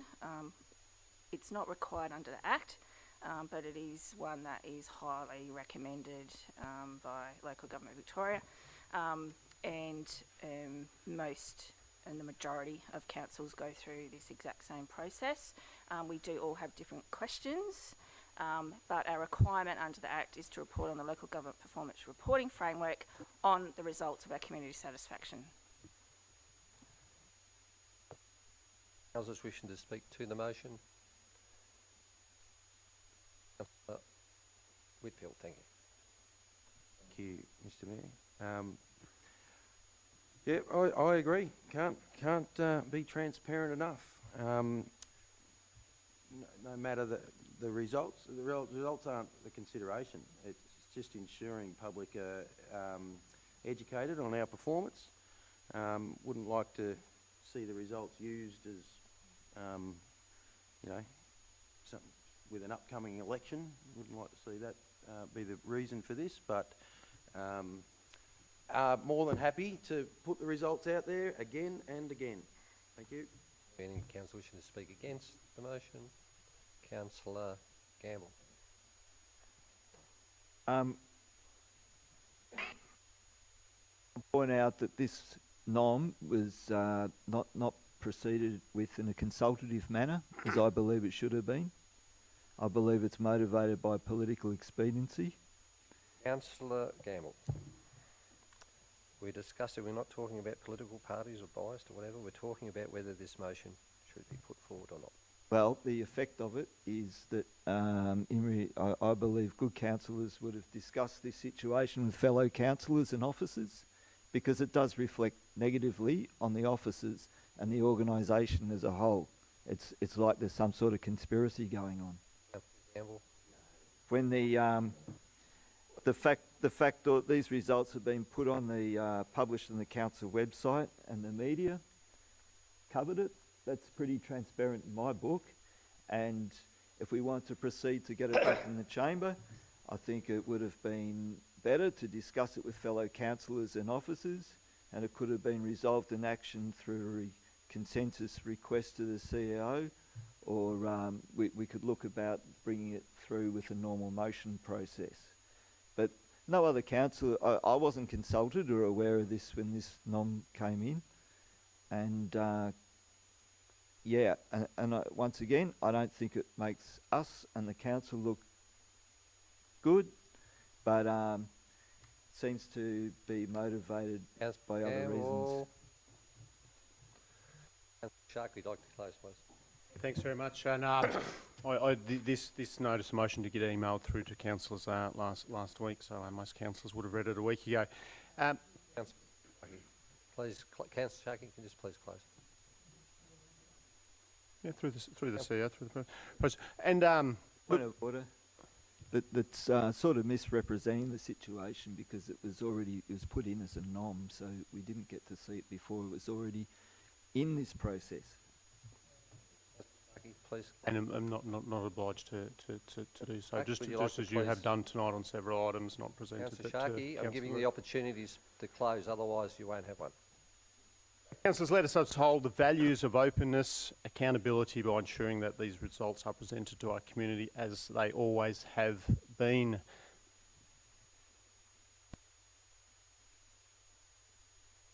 All those in favour?